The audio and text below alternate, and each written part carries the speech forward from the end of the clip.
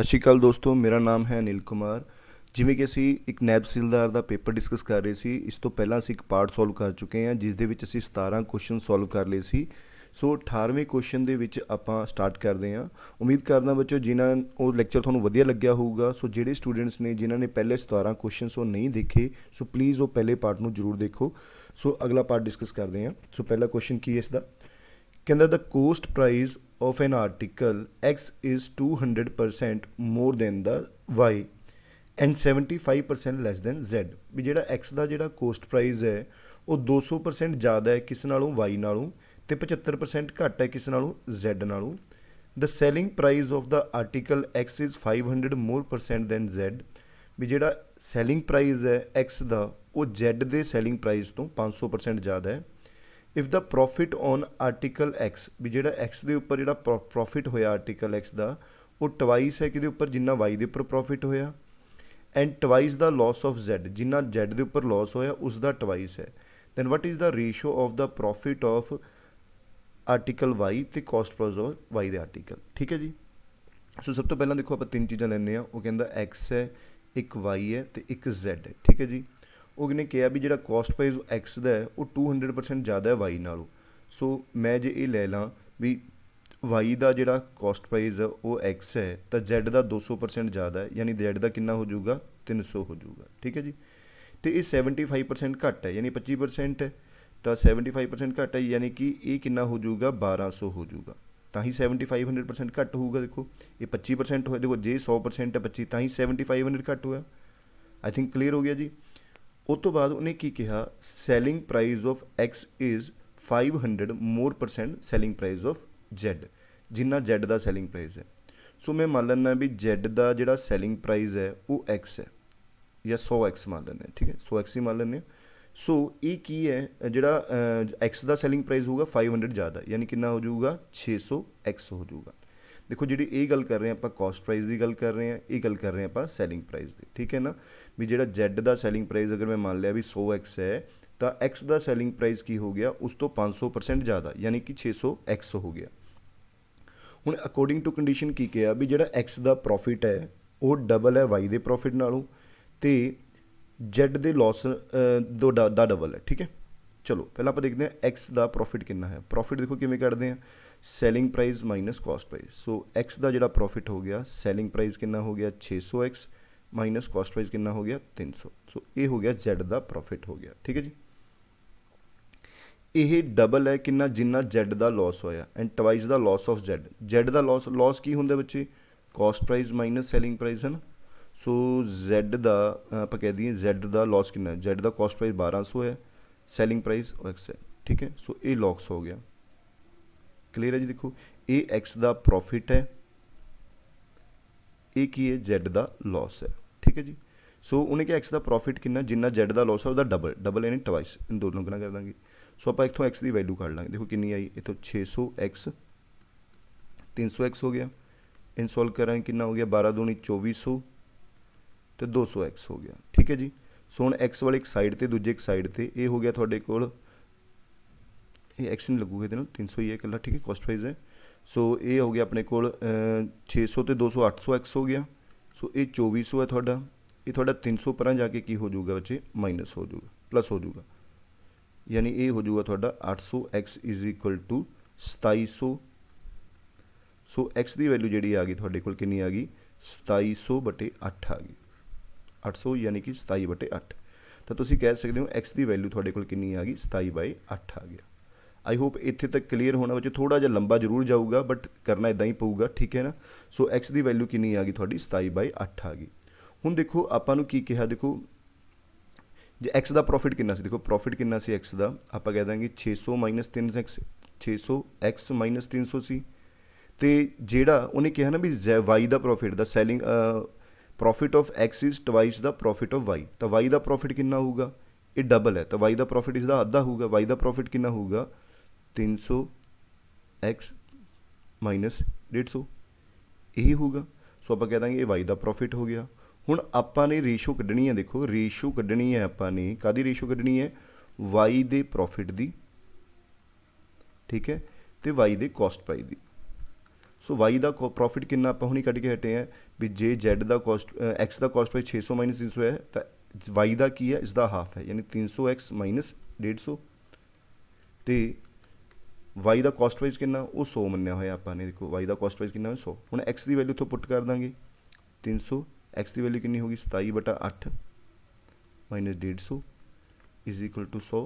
ਠੀਕ ਹੈ ਜੀ, ਸੋਲਵ ਕਰਾਂਗੇ, ਇਹ ਕੱਟਿਆ ਜਾਊਗਾ 4 दूनी 8। ठीक है, सो ये कट गया 4 7 28, 4 5 20, सो होर कट सकते हैं। तो देखो कितना होगा 75 2 ते कटांगे उस कितना होगा, देखो ये आ जाऊगा थोड़ा जिन्हों इधर सॉल्व कर दिए 2 ते, सो इधर हो जाऊगा थोड़ा 75 गुणा 27, इधर हो गया 300। ठीक है जी, 200 थोड़ा 2 थले आ गया, इधर 100 है, 2 थोड़ा इधर चला जाऊगा, सो गुणा कर देंगे कितना आ जाऊगा 75 में तुम 27 नाल गुणा करो, देखो कितना होगा चे 75 में 27 नाल करोगे 7 5 35, 7 7 49, 49 3 कितना हो गया 52, 5 दूनी 10, 7 दूनी 14, 14 से कितना हो गया 15। सो ये आ गया 5 2 0 2025 चो 300 कट दो बच्चे, कितना आया ये 300 कटोगे तो थोड़े कोल कितना आ गया 1725। उपर आ जाऊगा थोड़े कोल 1725 तो इधर कितना आ गया थोड़े कोल 200। ਹੁਣ ਤੁਸੀਂ ਇਹਦੀ ਕੈਲਕੂਲੇਸ਼ਨਸ ਕਰਨੀ ਹੈ ਵਿੱਚ, ਦੇਖੋ ਕਰੋ ਕਿਸ ਤੇ ਜਾਊਗਾ। ਇਹ 25 ਦੇ ਟੇਬਲ ਤੇ ਜੇ ਆਪਾਂ ਕੱਟੀ ਇਹਨੂੰ, ਸੋ 25 ਦੇ ਟੇਬਲ ਤੇ ਕੱਟਾਂਗੇ 25 8 200, 25 ਟੇਬਲ ਦੇ ਇੱਥੇ ਕੱਟਾਂਗੇ 25 6 150, 12 ਬਚ ਗਿਆ। ਠੀਕ ਹੈ ਜੀ, ਆਪਣੇ ਕੋਲ 22 25 9 225 यानी 69/8 आ जाऊगा। सो इस क्वेश्चन आंसर की आऊगा 69/8। देखो थोड़ा लंबा जरूर सी यदि कैलकुलेशन, सो बट करना इदा ही होना सी। सो यदा आंसर की आऊगा 69/8 आऊगा। ठीक है, एक बार दोबारा चला के देख लो क्वेश्चन में वीडियोज़ में, ताकि थोड़ा ज़्यादा क्लीयर हो जाए। सो अगले क्वेश्चन वाल चलते हैं। ਹੁਣ ਦੇਖੋ ਅਗਲੇ ਕੁਐਸਚਨ ਦੇ ਵਿੱਚ ਉਹਨੇ ਕਿਹਾ ਕੀ ਹੈ ਸਾਨੂੰ, ਕਹਿੰਦਾ Abhishek invest ₹10,000 and simple interest at 10.6% ਪਰ ਐਨਮ ਫॉर वाई ईयर्स। ਕਹਿੰਦਾ ਅਭਿਸ਼ੇਕ ਨੇ 10,000 ਰੁਪਏ ਸਿੰਪਲ ਇੰਟਰਸਟ ਤੇ ਇਨਵੈਸਟ ਕੀਤੇ 6% ਰੇਟ ਆਫ ਇੰਟਰਸਟ ਤੇ 22 ਸਾਲਾਂ ਲਈ। ਦਾ ਇੰਟਰਸਟ ਇਜ਼ ਪੇਡ ਐਨੂਅਲੀ, ਜਿਹੜਾ ਇੰਟਰਸਟ ਹੈ ਉਹ ਐਨੂਅਲੀ ਪੇਡ ਕੀਤਾ ਗਿਆ। Abhishek spend half and keep the remaining in cash in a box labeled B at home.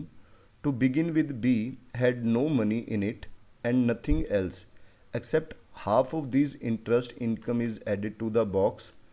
No money is removed from B after Y years if the cash in the B is ₹2400 then Y। देखो ने की कहा भी अभिषेक ने की किया 10,000 रुपये invest किए। ठीक है जी, 10,000 रुपये इन्वेस्ट किए, 1 साल का इंटरस्ट उन्होंने कितना मिल रहा है 6% मिल रहा है। तो रेट ऑफ इंटरस्ट कितना मिल रहा है 6%। सो असीं कह देंगे उन्होंने 1 साल का कितना ब्याज मिल रहा अभिषेक को 6% ब्याज मिलता है, यानी 600 रुपये ब्याज मिलता है। हुण जिहड़ा ब्याज उन्होंने अभिषेक को मिलता है उहदे विचों हाफ वो स्पेंड कर दिंदा, यानी खर्च कर दिंदा, यानी 300 रुपया वो खर्च कर दिंदा है। 300 रुपया एक वो बॉक्स बी बनाया होया उन्हें लेबल ला के उहदे विच पा दिंदा 300 रुपया। ठीक है जी, बॉक्स बी दे विच स्टार्टिंग दे विच कोई पैसा नहीं सी, लेकिन 22 साल बाद जो देखे ना ही उन्हें कोई पैसा कढ़िया, 22 साल बाद देखिया तो उस बॉक्स के किन्ने रुपए सी 2400 रुपये सी। तो वाई की वैल्यू पता करनी है।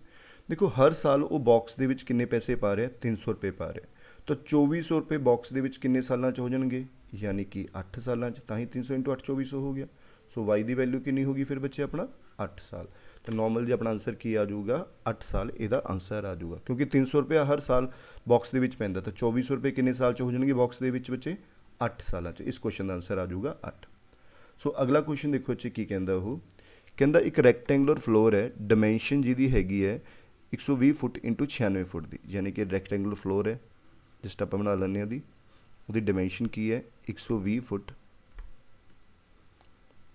इंटू 96 मतलब 120 इधर ਨੂੰ हो गया, सो 96 ਤੁਹਾਡਾ ਪਰਾਂ ਨੂੰ हो जाऊगा। ठीक है, 120 लंबाई मान लो तो चौड़ाई कितनी मान लो तुसी 96, यही कह सकते हो तुसी।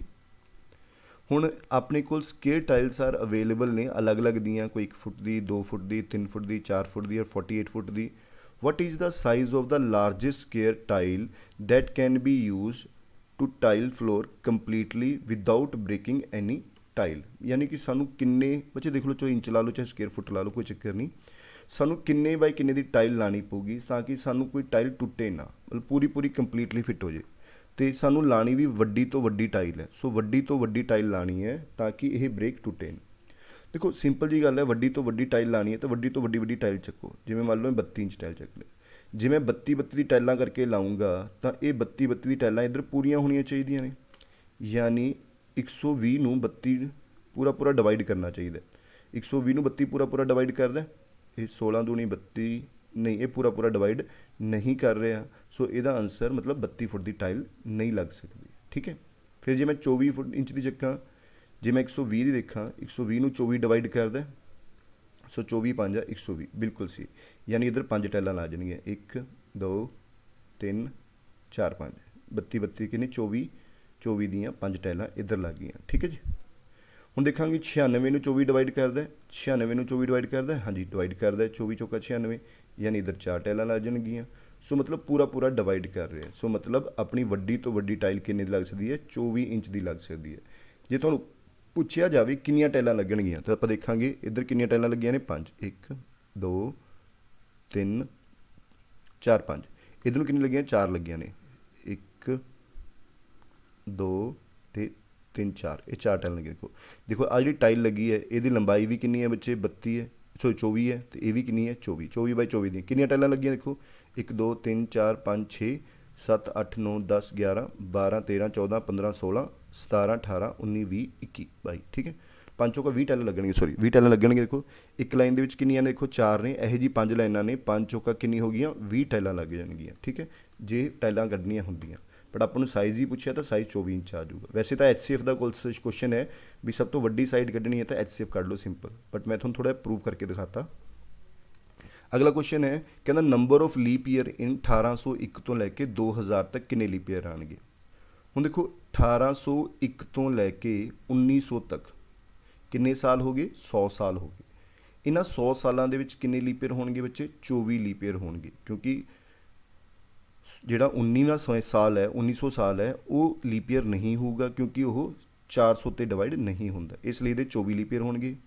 ਫਿਰ 1901 ਤੋਂ ਲੈ ਕੇ 2000 ਤੱਕ ਦੇਖਾਂਗੇ, ਸੋ ਆਪਣੇ 24 ਤਾਂ ਹੋਣਗੇ ਹੀ ਹੋਣਗੇ 100 ਸਾਲਾਂ 'ਚ, ਲੇਕਿਨ ਜਿਹੜਾ 2000 ਸਾਲ ਹੈ ਉਹ 400 ਤੇ ਡਿਵਾਈਡ ਹੁੰਦਾ, ਇਹ ਵੀ ਲੀਪ ਈਅਰ ਹੈ, ਇਸ ਲਈ ਇਹਦੇ 'ਚ 25 ਲੀਪ ਈਅਰ ਹੋਣਗੇ।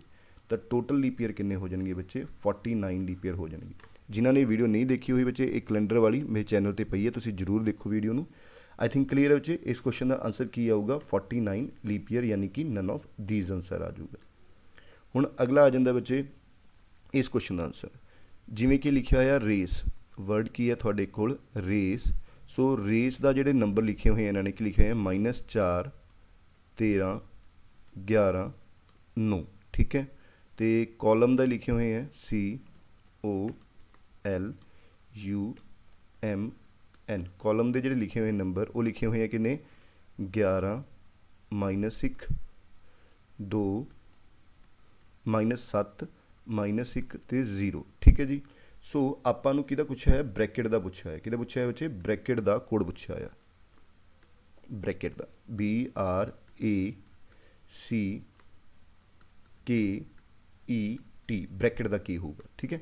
ਸੋ ਦੇਖੋ ਇਹਦੇ 'ਚ ਕਿਵੇਂ ਕਰਾਂਗੇ, ਇਹਨਾਂ 'ਚ ਦੇਖੋ ਰੂਲ ਕੀ ਲੱਗਿਆ, ਇਹ R ਦਾ 18 ਹੈ, ਠੀਕ ਹੈ, A ਦਾ 1 ਹੈ, ਤੇ C ਦਾ 3 ਹੈ, ਤੇ E ਦਾ 5 ਹੈ। ਐਕਚੁਅਲ ਦੇ ਵਿੱਚ ਇਹਨਾਂ ਨੇ ਕੀ ਕੀਤਾ, ਜਿਹੜਾ ਇਸ ਦੇ ਓਪੋਜ਼ਿਟ ਹੁੰਦਾ, ਇਹਨਾਂ ਦਾ ਜੋੜ ਹਮੇਸ਼ਾ 27 ਹੁੰਦਾ। ਦੇਖੋ R ਹੈ, R ਦੇ ਵਿੱਚ ਦੇਖੋ R ਦਾ ਓਪੋਜ਼ਿਟ ਜੇ ਤੁਸੀਂ ਦੇਖੋਗੇ ABCD ਲਿਖੋਗੇ ਤਾਂ ਮੈਂ ਤੁਹਾਨੂੰ ਪਹਿਲਾਂ ਥੋੜ੍ਹਾ ਬਰੀਫਲੀ ਤਰੀਕੇ ਨਾਲ ਹੀ ਕਰਾ ਦਿੰਦਾ, ਕਿਉਂਕਿ ਕਈਆਂ ਨੂੰ ਰੂਲ ਨਹੀਂ ਪਤਾ ਹੋਊਗਾ। ਦੇਖੋ ਇਹ ABCD ਜਦੋਂ ਤੁਸੀਂ ਐਵੇਂ ਲਿਖਦੇ ਹੋ ABCDEFGHIJKLMNOPQRSTUVWXYZ, ਕਿਉਂਕਿ ਨੋਰਮਲੀ ਸਾਡੇ ਸਟੂਡੈਂਟਸ ਨੂੰ ਮੈਂ ਸਿਖਾਇਆ ਹੋਇਆ ਬੱਚੇ, ਸ਼ਾਇਦ ਤੁਹਾਨੂੰ ਵੀ ਸਾਰਿਆਂ ਨੂੰ ਆਉਂਦਾ ਹੀ ਹੋਵੇ, ਪਰ ਮੇਰਾ ਫਰਜ਼ ਹੈ ਚਲੋ ਮੈਂ ਇੱਕ ਵਾਰ ਦੁਬਾਰਾ ਕਰਵਾ ਦਾਂ ਸਾਰਿਆਂ ਨੂੰ। ਸੋ ਇਹ ਇਹਨਾਂ ਦੇ ਨੰਬਰਸ ਹੁੰਦੇ ਨੇ, ਤਾਂ ਤੁਸੀਂ ਦੇਖੋ ਇਹਨਾਂ ਦੇ ਜਿਹੜੇ ਓਪੋਜ਼ਿਟਸ ਨੰਬਰਸ ਹੁੰਦੇ ਨੇ ਬੱਚੇ, ਇਹਨਾਂ ਦਾ ਜੋੜ ਜਿਹੜਾ ਹੁੰਦਾ ਹਮੇਸ਼ਾ ਉਹ ਕੀ ਹੁੰਦਾ? 27 ਹੁੰਦਾ। ਕਿੰਨਾ ਹੁੰਦਾ ਬੱਚੇ? 27। ਦੇਖੋ ਕਰਦੇ ਹਾਂ ਕਿਵੇਂ, 17 18 19 20 21 22 23 24 25 26। ਵੈਸੇ ਤਾਂ ਟ੍ਰਿਕਸ ਵੀ ਹੈਗੇ ਇਹਨਾਂ ਨੂੰ ਯਾਦ ਰੱਖਣ ਦੀਆਂ, ਚਲੋ ਬਟ ਮੈਨੂੰ ਇਹ ਨਹੀਂ ਪਤਾ, ਸ਼ਾਇਦ ਤੁਹਾਨੂੰ ਪਤਾ ਹੋਵੇ ਜਾਂ ਨਾ ਹੋਵੇ, ਪਤਾ ਨਹੀਂ ਕੁਝ ਕਹਿ ਸਕਦੇ। ਸੋ ਦੇਖੋ R ਹੈ, R ਦੇ ਓਪੋਜ਼ਿਟ ਕੀ ਆਊਗਾ? ਦੇਖੋ R ਦੇ ਓਪੋਜ਼ਿਟ ਆਉਂਦਾ 18 ਤੇ 9 27। ਠੀਕ ਹੈ। ਇਹਨਾਂ ਜੋੜ ਹਮੇਸ਼ਾ 27 ਬਣੂਗਾ, 1 ਤੇ 26 27, 2 25 27, 3 24 27। ਇਹਨਾਂ ਨੂੰ ਜੋੜ ਦੇਖੋ 18 ਦੇ ਓਪੋਜ਼ਿਟ ਆ ਗਿਆ 9, ਜਿਹੜਾ 18 ਤੇ 9 27 ਹੋ ਗਏ, ਉਸ 9 ਦੇ ਵਿੱਚੋਂ ਇਹਨਾਂ ਨੇ ਕੀ ਕੀਤਾ ਹੋਇਆ, 4 ਘਟਾਇਆ ਹੋਇਆ, 14 ਘਟਾਇਆ। 9 ਦੇ ਵਿੱਚੋਂ ਕਿੰਨਾ ਘਟਾਇਆ ਇਹਨਾਂ ਨੇ, 13 ਘਟਾਇਆ, ਸੌਰੀ ਕਿੰਨਾ ਘਟਾਇਆ ਹੋਇਆ, 13 ਘਟਾਇਆ। ਸੋ 13 ਘਟਾਏ ਕਿੰਨਾ ਹੈ, 9 ਚੋਂ 13 ਘਟਾਏ ਕਿੰਨਾ ਹੈ, -4। ਸੋ 1 ਤੇ 26 ਕਿੰਨੇ ਹੋ ਗਏ, 27 ਹੋ ਗਏ, ਤੇ 26 ਚੋਂ 13 ਘਟਾਏ ਕਿੰਨਾ ਆਇਆ, 13 ਆ ਗਿਆ। 3 ਤੇ 24 ਕਿੰਨੇ ਹੋ ਗਏ, 27 ਹੋ ਗਏ ਬੱਚੇ। 24 ਚੋਂ 13 ਘਟਾਏ ਕਿੰਨਾ ਆ ਗਿਆ, 11 ਆ ਗਿਆ। ਠੀਕ ਹੈ, ਇੱਦਾਂ ਕਹਿ ਸਕਦੇ ਹੋ। 5 ਤੇ 22 ਕਿੰਨੇ ਹੁੰਦੇ ਆ, 27। 22 ਚੋਂ 13 ਘਟਾਏ ਕਿੰਨਾ ਆਇਆ ਬੱਚੇ, 9 ਆ ਗਿਆ। ਯਾਨੀ ਜਿਹੜਾ ਇਹਨਾਂ ਦਾ ਜੋੜ ਬਣਦਾ 27। ਠੀਕ ਹੈ, ਜਿਵੇਂ C ਹੈ, C ਦਾ 3 ਹੈ, 3 ਤੇ 24 ਕਿੰਨੇ ਹੁੰਦੇ ਆ, 27 ਹੁੰਦੇ ਆ। ਹੁਣ 24 ਦੇ ਵਿੱਚੋਂ 13 ਘਟਾਏ, 24 ਚੋਂ 13 ਘਟਾਏ 11। ਹੁਣ 15, 15 ਤੇ 12 27 ਹੁੰਦੇ ਨੇ। ਠੀਕ ਹੈ, ਪਰ 12 ਚੋਂ 13 ਘਟਾਏ ਕਿੰਨਾ ਆਇਆ, -1 ਆਇਆ। L ਦਾ 12, 12 ਤੇ 15 27 ਹੁੰਦੇ ਨੇ, ਹੈ ਨਾ, 12 ਜਮਾ 15 27। 15 ਚੋਂ 13 ਘਟਾਏ ਕਿੰਨਾ ਆਇਆ, 2 ਆਇਆ। ਹੁਣ 21, 21 13 ਕਿੰਨੇ ਹੁਣ, 21 ਤੇ 6 27 ਹੁੰਦੇ ਨੇ, ਪਰ 6 ਚੋਂ 13 ਘਟਾਵਾਂਗੇ ਤਾਂ ਕੀ ਆ ਜਾਊਗਾ, -7 ਆ ਜਾਊਗਾ। 13, 13 ਤੇ 13 ਕਿੰਨੇ ਹੁੰਦੇ ਨੇ, 26। 13 ਤੇ 14 27 ਹੁੰਦੇ ਨੇ, 14 ਚੋਂ 13 ਘਟਾਏ ਕਿੰਨਾ ਆਇਆ, 1 ਆ ਗਿਆ। ਹੁਣ ਇਹ 14, 14 13 27 ਹੁੰਦੇ ਨੇ, 13 ਚੋਂ 13 ਘਟਾਏ 0। ਠੀਕ ਹੈ ਜੀ, ਸਮਝ ਆ ਗਿਆ ਹੁਣ ਆਈ ਥਿੰਕ ਲੌਜਿਕ। ਸੋ ਇਸੇ ਤਰੀਕੇ ਨਾਲ ਅਗਰ ਆਪਾਂ ਇਹਦਾ ਦੇਖੀਏ, B ਦਾ 2 ਹੁੰਦਾ, 2 ਤੇ 25 27 ਹੁੰਦੇ ਆ, 25 ਚੋਂ 13 ਘਟਾਵਾਂਗੇ ਤਾਂ ਕਿੰਨਾ ਆਏਗਾ, 25 ਚੋਂ 13 ਘਟਾਏ ਆਪਣਾ ਕਿੰਨਾ ਆਇਆ, 12। ਸੋ B ਦੀ ਵੈਲਿਊ 12 ਆ ਗਈ। R ਦਾ ਹੁੰਦਾ 18, 18 9 27, 9 ਚੋਂ 13 ਘਟਾਵਾਂਗੇ ਫਿਰ ਕਿੰਨਾ ਆਊਗਾ, -4। 1 ਤੇ 26 27 ਹੁੰਦੇ ਆ, 26 ਚੋਂ 13 ਘਟਾਏ ਬੱਚੇ 13 ਆ ਗਏ। ਠੀਕ ਹੈ ਜੀ। 3 ਤੇ 24 27 ਹੁੰਦੇ ਆ, 24 ਚੋਂ 13 ਘਟਾਏ ਕਿੰਨਾ ਆਇਆ ਬੱਚੇ, 11 ਆ ਗਿਆ। ਕਿਹਦਾ 11, 11 ਤੇ 26 16 17 ਹੁੰਦੇ, 27 ਹੁੰਦੇ ਨੇ, 16 ਚੋਂ 13 ਘਟਾਏ ਬੱਚੇ 3 ਆ ਗਿਆ। 5, 5 ਤੇ 22 27 ਹੁੰਦੇ ਨੇ, 22 ਚੋਂ 13 ਘਟਾਏ ਕਿੰਨਾ ਆਇਆ ਬੱਚੇ, 9 ਆ ਜਾਊਗਾ।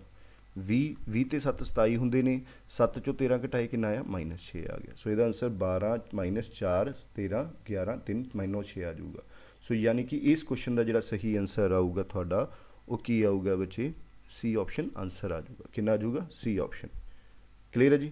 ਸੋ ਉਮੀਦ ਕਰਦਾ ਸਮਝ ਆਇਆ ਹੋਊਗਾ। ਲੇਕਿਨ 4 ਨਹੀਂ ਹੈਗਾ, ਤਾਂ ਗਲਤ ਹੋ ਗਿਆ, ਤੇ 4 ਨਹੀਂ 3 ਹੋਊਗਾ। ਸੋ C ਨਹੀਂ, ਆਈ ਥਿੰਕ D ਹੋਊਗਾ, -12 -4 13 11 3 9 -6। ਸੋ D ਆਨਸਰ ਇਹਦਾ ਆਨਸਰ ਸਹੀ ਹੈ। ਠੀਕ ਹੈ ਜੀ। ਸੋ ਅੱਗੇ ਚੱਲਦੇ ਹਾਂ। ਹੁਣ ਇਸ ਕੁਐਸਚਨ ਦੇਖੋ, ਇਹ ਨੰਬਰ ਸੀਰੀਜ਼ ਦਾ ਕੁਐਸਚਨ ਸੀ। ਇਹਦੇ ਵਿੱਚ ਕੀ ਹੋਇਆ, ਜਿਵੇਂ 7 ਹੈ, ਇਹਨੂੰ ਲਿਖਿਆ 2 ਦਾ ਕਿਊਬ ਕਿੰਨਾ 8 ਹੋ ਗਿਆ। ਠੀਕ ਹੈ, 2 ਦਾ ਕਿਊਬ 8 -1 ਤਾਂ ਚੱਲਣਾ ਨਹੀਂ। ਸੋ ਇਹਨਾਂ ਨੇ ਦੇਖੋ ਇਹਦੇ ਵਿੱਚ ਕੀ ਕਰ ਸਕਦੇ ਹਾਂ, 3 ਦਾ ਸਕੇਅਰ -2। ਠੀਕ ਹੈ, ਕਿੰਨਾ ਆ ਗਿਆ, 9 -2 7 ਆ ਗਿਆ ਜੀ। ਫਿਰ ਅੱਗੇ ਕੀ ਹੋ ਗਿਆ ਤੁਹਾਡਾ, 5 ਦਾ ਸਕੇਅਰ 25, 25 -2 3 ਕਿੰਨਾ ਆ ਗਿਆ, 7 ਆ ਗਿਆ ਜੀ। ਕਿੰਨਾ ਆ ਗਿਆ ਇੱਥੇ ਆਪਣੇ ਕੋਲ, 5 ਦਾ ਸਕੇਅਰ 25, 25 -3 ਕਿੰਨਾ ਆ ਗਿਆ, 22 ਆ ਗਿਆ। ਠੀਕ ਹੈ ਜੀ। ਫਿਰ ਅੱਗੇ ਆਪਣੇ ਕੋਲ ਕੀ ਹੈ, 7 ਦਾ ਸਕੇਅਰ 49, 49 -5 ਕਿੰਨਾ ਆ ਗਿਆ ਜੀ ਆਪਣੇ ਕੋਲ, 44 ਆ ਗਿਆ ਜੀ। ਠੀਕ ਹੈ ਜੀ। ਐਕਚੁਅਲ ਦੇ ਵਿੱਚ ਇਹ ਚੱਲ ਕੀ ਰਿਹਾ, ਪ੍ਰਾਈਮ ਨੰਬਰ ਦਾ। ਅੱਗੇ ਫਿਰ 11 ਦਾ ਸਕੇਅਰ ਕਰਾਂਗੇ, 11 ਦਾ 7 ਤੋਂ ਬਾਅਦ ਕਿੰਨਾ 11, 11 ਦਾ ਸਕੇਅਰ ਮਾਈਨਸ ਕਰਾਂਗੇ ਤਾਂ ਕੀ ਆਊਗਾ, 11 ਸਕੇਅਰ -7। ਠੀਕ ਹੈ, 11 ਸਕੇਅਰ ਕਿੰਨਾ ਹੁੰਦਾ ਆਪਣੇ ਕੋਲ, 121, 121 -7 ਕਿੰਨਾ ਆ ਗਿਆ, 114 ਆ ਗਿਆ। ਠੀਕ ਹੈ ਜੀ। ਅੱਗੇ ਫਿਰ 13 ਦਾ ਸਕੇਅਰ ਮਾਈਨਸ ਕਿੰਨਾ ਹੋ ਗਿਆ, 11। ਸੋ ਇਹ ਆਪਣੇ ਕੋਲ 158 ਆ ਗਿਆ। ਐਕਚੁਅਲ ਦੇ ਵਿੱਚ ਇਸ ਕੁਐਸਚਨ ਦੇ ਵਿੱਚ ਹੋਇਆ ਕੀ ਹੈ, ਪ੍ਰਾਈਮ ਨੰਬਰ ਦੇ ਸਕੇਅਰ ਕਰਕੇ ਪ੍ਰਾਈਮ ਨੰਬਰ ਹੀ ਮਾਈਨਸ ਕੀਤਾ ਹੋਇਆ। ਠੀਕ ਹੈ, ਜਿਵੇਂ 3 ਦਾ ਸਕੇਅਰ -2 ਕਰਕੇ 7 ਆ ਗਿਆ, 5 ਦਾ ਸਕੇਅਰ ਮਾਈਨਸ ਕਰਕੇ ਇਸ ਹਿਸਾਬ ਨਾਲ। ਸੋ ਇਸ ਕੁਐਸਚਨ ਦਾ ਸਹੀ ਆਨਸਰ ਕੀ ਆਊਗਾ, 114 ਆਊਗਾ। ਇਹ 3 5 7 11 13 ਪ੍ਰਾਈਮ ਨੰਬਰ ਨੇ, 2 3 5 7 11 ਇਹ ਵੀ ਪ੍ਰਾਈਮ ਨੰਬਰ ਨੇ। ਠੀਕ ਹੈ ਜੀ। ਉਮੀਦ ਕਰਦਾ ਸਭ ਨੂੰ ਸਮਝ ਆ ਰਿਹਾ ਹੋਊਗਾ। ਸੋ ਜੋ ਵੀ ਸਟੂਡੈਂਟਸ ਨਵੇਂ ਨੇ, ਪਲੀਜ਼ ਸਾਡੇ ਚੈਨਲ ਨੂੰ ਸਬਸਕ੍ਰਾਈਬ ਕਰੋ। ਠੀਕ ਹੈ। ਸੋ ਅੱਗੇ ਚੱਲਦੇ ਹਾਂ। ਦੇਖੋ ਜੀ ਅਗਲਾ ਕੁਐਸਚਨ ਕੀ ਹੈ, ਕਹਿੰਦਾ 4 ਫਰੈਂਡਸ ਨੇ P Q R and S live in the same locality. The house of Q is in the east of P. ਦੇਖੋ ਇਹ ਮੰਨ ਲਓ ਆਪਣੇ ਕੋਲ P ਹੈ, house of Q is in the East of P house. P the house ਜਿਹੜਾ ਇੱਥੇ ਮੰਨ ਲਓ P ਦਾ ਹਾਊਸ ਹੈ, P ਦਾ ਹਾਊਸ ਦਾ ਈਸਟ ਕਿੱਧਰ ਹੋਊਗਾ ਬੱਚੇ, ਇੱਧਰ ਹੋਊਗਾ। ਸੋ ਇੱਧਰ ਕੌਣ ਰਹਿ ਰਿਹਾ, Q ਰਹਿ ਰਿਹਾ। ਠੀਕ ਹੈ, ਨਹੀਂ ਕਿਹਾ ਨਾ ਵੀ Q ਦਾ ਜਿਹੜਾ ਘਰ ਹੈ ਉਹ P ਦੇ ਈਸਟ 'ਚ ਹੈ, but in north of house R। ਪਰ Q ਦਾ ਜਿਹੜਾ ਘਰ ਹੈ R ਦੇ ਨੌਰਥ 'ਚ ਹੈ, ਤਾਂ ਯਾਨੀ ਕਿ R ਤੁਹਾਡਾ ਇੱਥੇ ਹੋਊਗਾ, R ਦਾ ਨੌਰਥ ਉੱਪਰ ਹੋਊਗਾ। ਠੀਕ ਹੈ, R ਦਾ ਨੌਰਥ ਉੱਪਰ। ਕਲੀਅਰ ਹੈ ਜੀ। ਉਸ ਤੋਂ ਬਾਅਦ ਕਹਿੰਦਾ house of R is in the West of house S। S ਦੇ ਵੈਸਟ 'ਚ, S ਦਾ ਵੈਸਟ ਕਿੱਧਰ ਹੋ ਗਿਆ, ਇੱਧਰ। ਉਹਦੇ ਵੈਸਟ ਕਿਹਦਾ ਹਾਊਸ ਹੈ, R ਦਾ ਹਾਊਸ ਹੈ। S house is in which direction, P house. ਤਾਂ ਦੱਸੋ ਹਾਊਸ S ਦਾ ਕਿਹੜੀ ਡਾਇਰੈਕਸ਼ਨ 'ਚ ਹੈ, P ਤੋਂ ਦੇਖੀਏ। ਆਪਾਂ P ਤੋਂ ਦੇਖਣਾ, ਤਾਂ P ਦਾ ਉੱਪਰ ਕੀ ਹੈ ਬੱਚੇ, ਨੌਰਥ। ਨੀਚੇ ਕੀ ਹੈ P ਦਾ, ਸਾਊਥ। ਇੱਧਰ ਕੀ ਹੈ P ਦਾ, ਈਸਟ। ਇੱਧਰ ਕੀ ਹੈ P ਦਾ, ਵੈਸਟ। तो P तो अगर ਆਪਾਂ S ਦਾ ਘਰ ਦੇਖੀਏ ਤਾਂ ਕਿਹੜੀ ਡਾਇਰੈਕਸ਼ਨ 'ਚ ਆ ਗਿਆ, ਸਾਊਥ ਈਸਟ ਡਾਇਰੈਕਸ਼ਨ 'ਚ। ਸੋ ਇਸ ਕੁਐਸਚਨ ਦਾ ਸਹੀ ਆਂਸਰ ਕੀ ਆਊਗਾ, ਸਾਊਥ ਈਸਟ ਡਾਇਰੈਕਸ਼ਨ। ਠੀਕ ਹੈ ਜੀ, ਸੋ ਸਹੀ ਆਂਸਰ ਕੀ ਆਊਗਾ, ਸਾਊਥ ਈਸਟ ਡਾਇਰੈਕਸ਼ਨ। ਸੋ 25ਵਾਂ ਕੁਐਸਚਨ ਦੇਖਦੇ ਹਾਂ ਬੱਚੇ। ਹੁਣ ਉਹ ਕਹਿੰਦਾ miss Neelam likes to let her students to choose who their partners will be study during the course. ਠੀਕ ਹੈ, ਮਿਸ ਨੀਲਮ ਕੀ ਕਰਦੀ ਹੈ, ਆਪਣੇ ਸਟੂਡੈਂਟਸ ਨੂੰ ਪਾਰਟਨਰ ਚੂਜ਼ ਕਰਨ ਦਾ ਦਿੰਦੀ ਹੈ ਵੀ ਉਹ ਸਟੱਡੀ ਟਾਈਮ ਕਿਹਦੇ ਨਾਲ ਪੜ੍ਹਨਾ ਚਾਹੁੰਦੇ ਨੇ। However no pair of students may work together more than 7 class period in a row. ਮਤਲਬ ਕੋਈ ਵੀ ਸਟੂਡੈਂਟਸ ਨੇ, 2 ਸਟੂਡੈਂਟ 7 ਪੀਰੀਅਡ ਤੋਂ ਵੱਧ ਇੱਕ ਦੂਜੇ ਨਾਲ ਨਹੀਂ ਰਹਿ ਸਕਦੇ। Anish and Boman have studied together 7 classes period in a row. ਯਾਨੀ ਅਨੀਸ਼ ਤੇ ਬੋਮਨ ਇਹ ਤਾਂ 7 ਕਲਾਸਿਸ ਲਈ ਹੋ ਗਏ। ਠੀਕ, 7 ਪੀਰੀਅਡ ਲਈ ਹੋ ਗਏ ਇਕੱਠੇ, ਮਤਲਬ ਬੋਮਨ ਤੇ ਅਨੀਸ਼ 7 ਤੋਂ ਬਾਅਦ ਨਹੀਂ ਰਹਿ ਸਕਦੇ। Kathy and Dudo have work together 3 class period. Kathy ਤੇ ਡੂਡੋ ਹੈ ਜਿਹੜੇ, ਇਹ ਕਿੰਨੇ ਪੀਰੀਅਡ ਲਈ ਰਹਿ ਸਕਦੇ ਨੇ, 3 ਪੀਰੀਅਡਸ ਲਈ ਇਕੱਠੇ ਰਹਿੰਦੇ ਨੇ। ਠੀਕ ਹੈ ਜੀ। Kathy does not work with Anish. Kathy ਹੈ ਜਿਹੜੀ ਉਹ ਅਨੀਸ਼ ਨਾਲ ਵਰਕ ਨਹੀਂ ਕਰਨਾ ਚਾਹੁੰਦੀ। ਤਾਂ what should be assigned work to Boman. ਤਾਂ ਬੋਮਨ ਨੂੰ ਕਿਹਦੇ ਨਾਲ ਮਿਲੂਗਾ, ਦੇਖੋ ਹੁਣ ਬੋਮਨ ਹੈ ਜਿਹੜਾ, ਅਸਾਈਨ ਵਰਕ ਮਿਲੂਗਾ ਬੋਮਨ ਨੂੰ, ਜਾਂ ਤਾਂ ਅਸਾਈਨ ਵਰਕ ਮਿਲੂਗਾ ਕੈਥੀ ਨਾਲ ਜਾਂ ਡੂਡੋ ਨਾਲ। ਪਰ ਅਗਰ ਬੋਮਨ ਨੂੰ ਡੂਡੋ ਨਾਲ ਮਿਲ ਗਿਆ ਤਾਂ ਉਹ ਅਨੀਸ਼ ਨਾਲ, ਫਿਰ ਕੈਥੀ ਅਨੀਸ਼ ਨਾਲ ਨਹੀਂ ਹੋਗੀ। ਸੋ ਇਹਦਾ ਮਤਲਬ ਬੋਮਨ ਨੂੰ ਵਰਕ ਕਿਹਦੇ ਨਾਲ ਮਿਲੂਗਾ, ਫਿਰ ਕੈਥੀ ਨਾਲ ਮਿਲੂਗਾ। ਕਿਹਦੇ ਨਾਲ ਮਿਲੂਗਾ, ਕੈਥੀ ਨਾਲ, ਕਿਉਂਕਿ ਕੈਥੀ ਤੇ ਅਨੀਸ਼ ਇਕੱਠੇ ਨਹੀਂ ਹੋ ਸਕਦੇ, ਕੈਥੀ ਤੇ ਬੋਮਨ ਇਕੱਠੇ ਹੋ ਸਕਦੇ। ਤਾਂ ਯਾਨੀ ਬੋਮਨ ਨੂੰ ਫਿਰ ਵਰਕ ਕਿਹਦੇ ਨਾਲ ਮਿਲੂਗਾ, ਕੈਥੀ ਨਾਲ। ਸੋ ਇਸ ਕੁਐਸਚਨ ਦਾ ਸਹੀ ਆਂਸਰ ਕੀ ਹੈ ਬੱਚੇ, ਫਿਰ ਕੈਥੀ ਹੈ। ਠੀਕ ਹੈ, ਸੋ ਆਂਸਰ ਇਜ਼ ਕੈਥੀ। ਓਕੇ, ਸੋ ਅੱਗੇ ਚੱਲਦੇ ਹਾਂ ਬੱਚੇ। ਸੋ ਇਸ ਕੁਐਸਚਨ, ਨੈਕਸਟ ਕੁਐਸਚਨ ਦੇਖਦੇ ਹਾਂ। ਅਗਲਾ ਕੁਐਸਚਨ ਕਹਿੰਦਾ after completing a particular work Sumit and Suresh together ₹4340।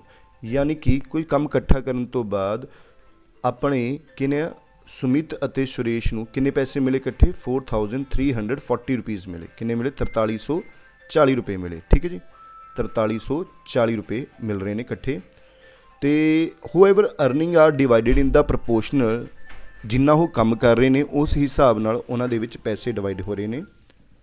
After the distributed it is found that 8/15 of the Sumit earning.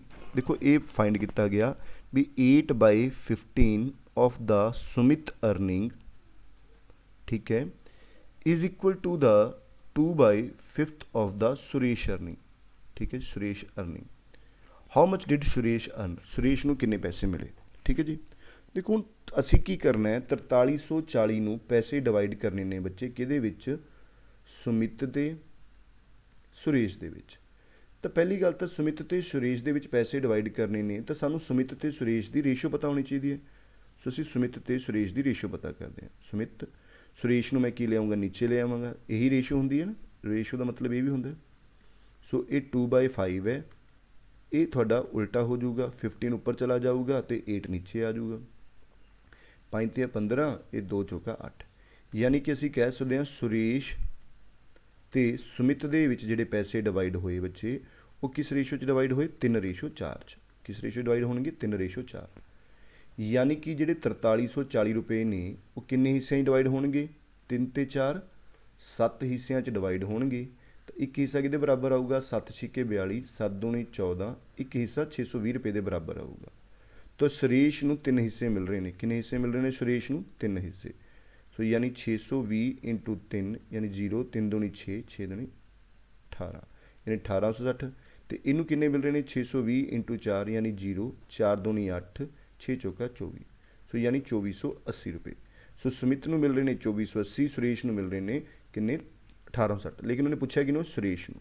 Suresh ਨੂੰ ਕਿੰਨੇ ਮਿਲ ਰਹੇ ਨੇ, 1860। ਸੋ ਇਸ ਕੁਐਸਚਨ ਦਾ ਸਹੀ ਆਂਸਰ ਕੀ ਆਊਗਾ, 1860 ਆਊਗਾ। ਜੇ ਸੁਮਿਤ ਨੂੰ ਪੁੱਛਿਆ ਹੁੰਦਾ ਤਾਂ 2480 ਆਉਂਦੇ।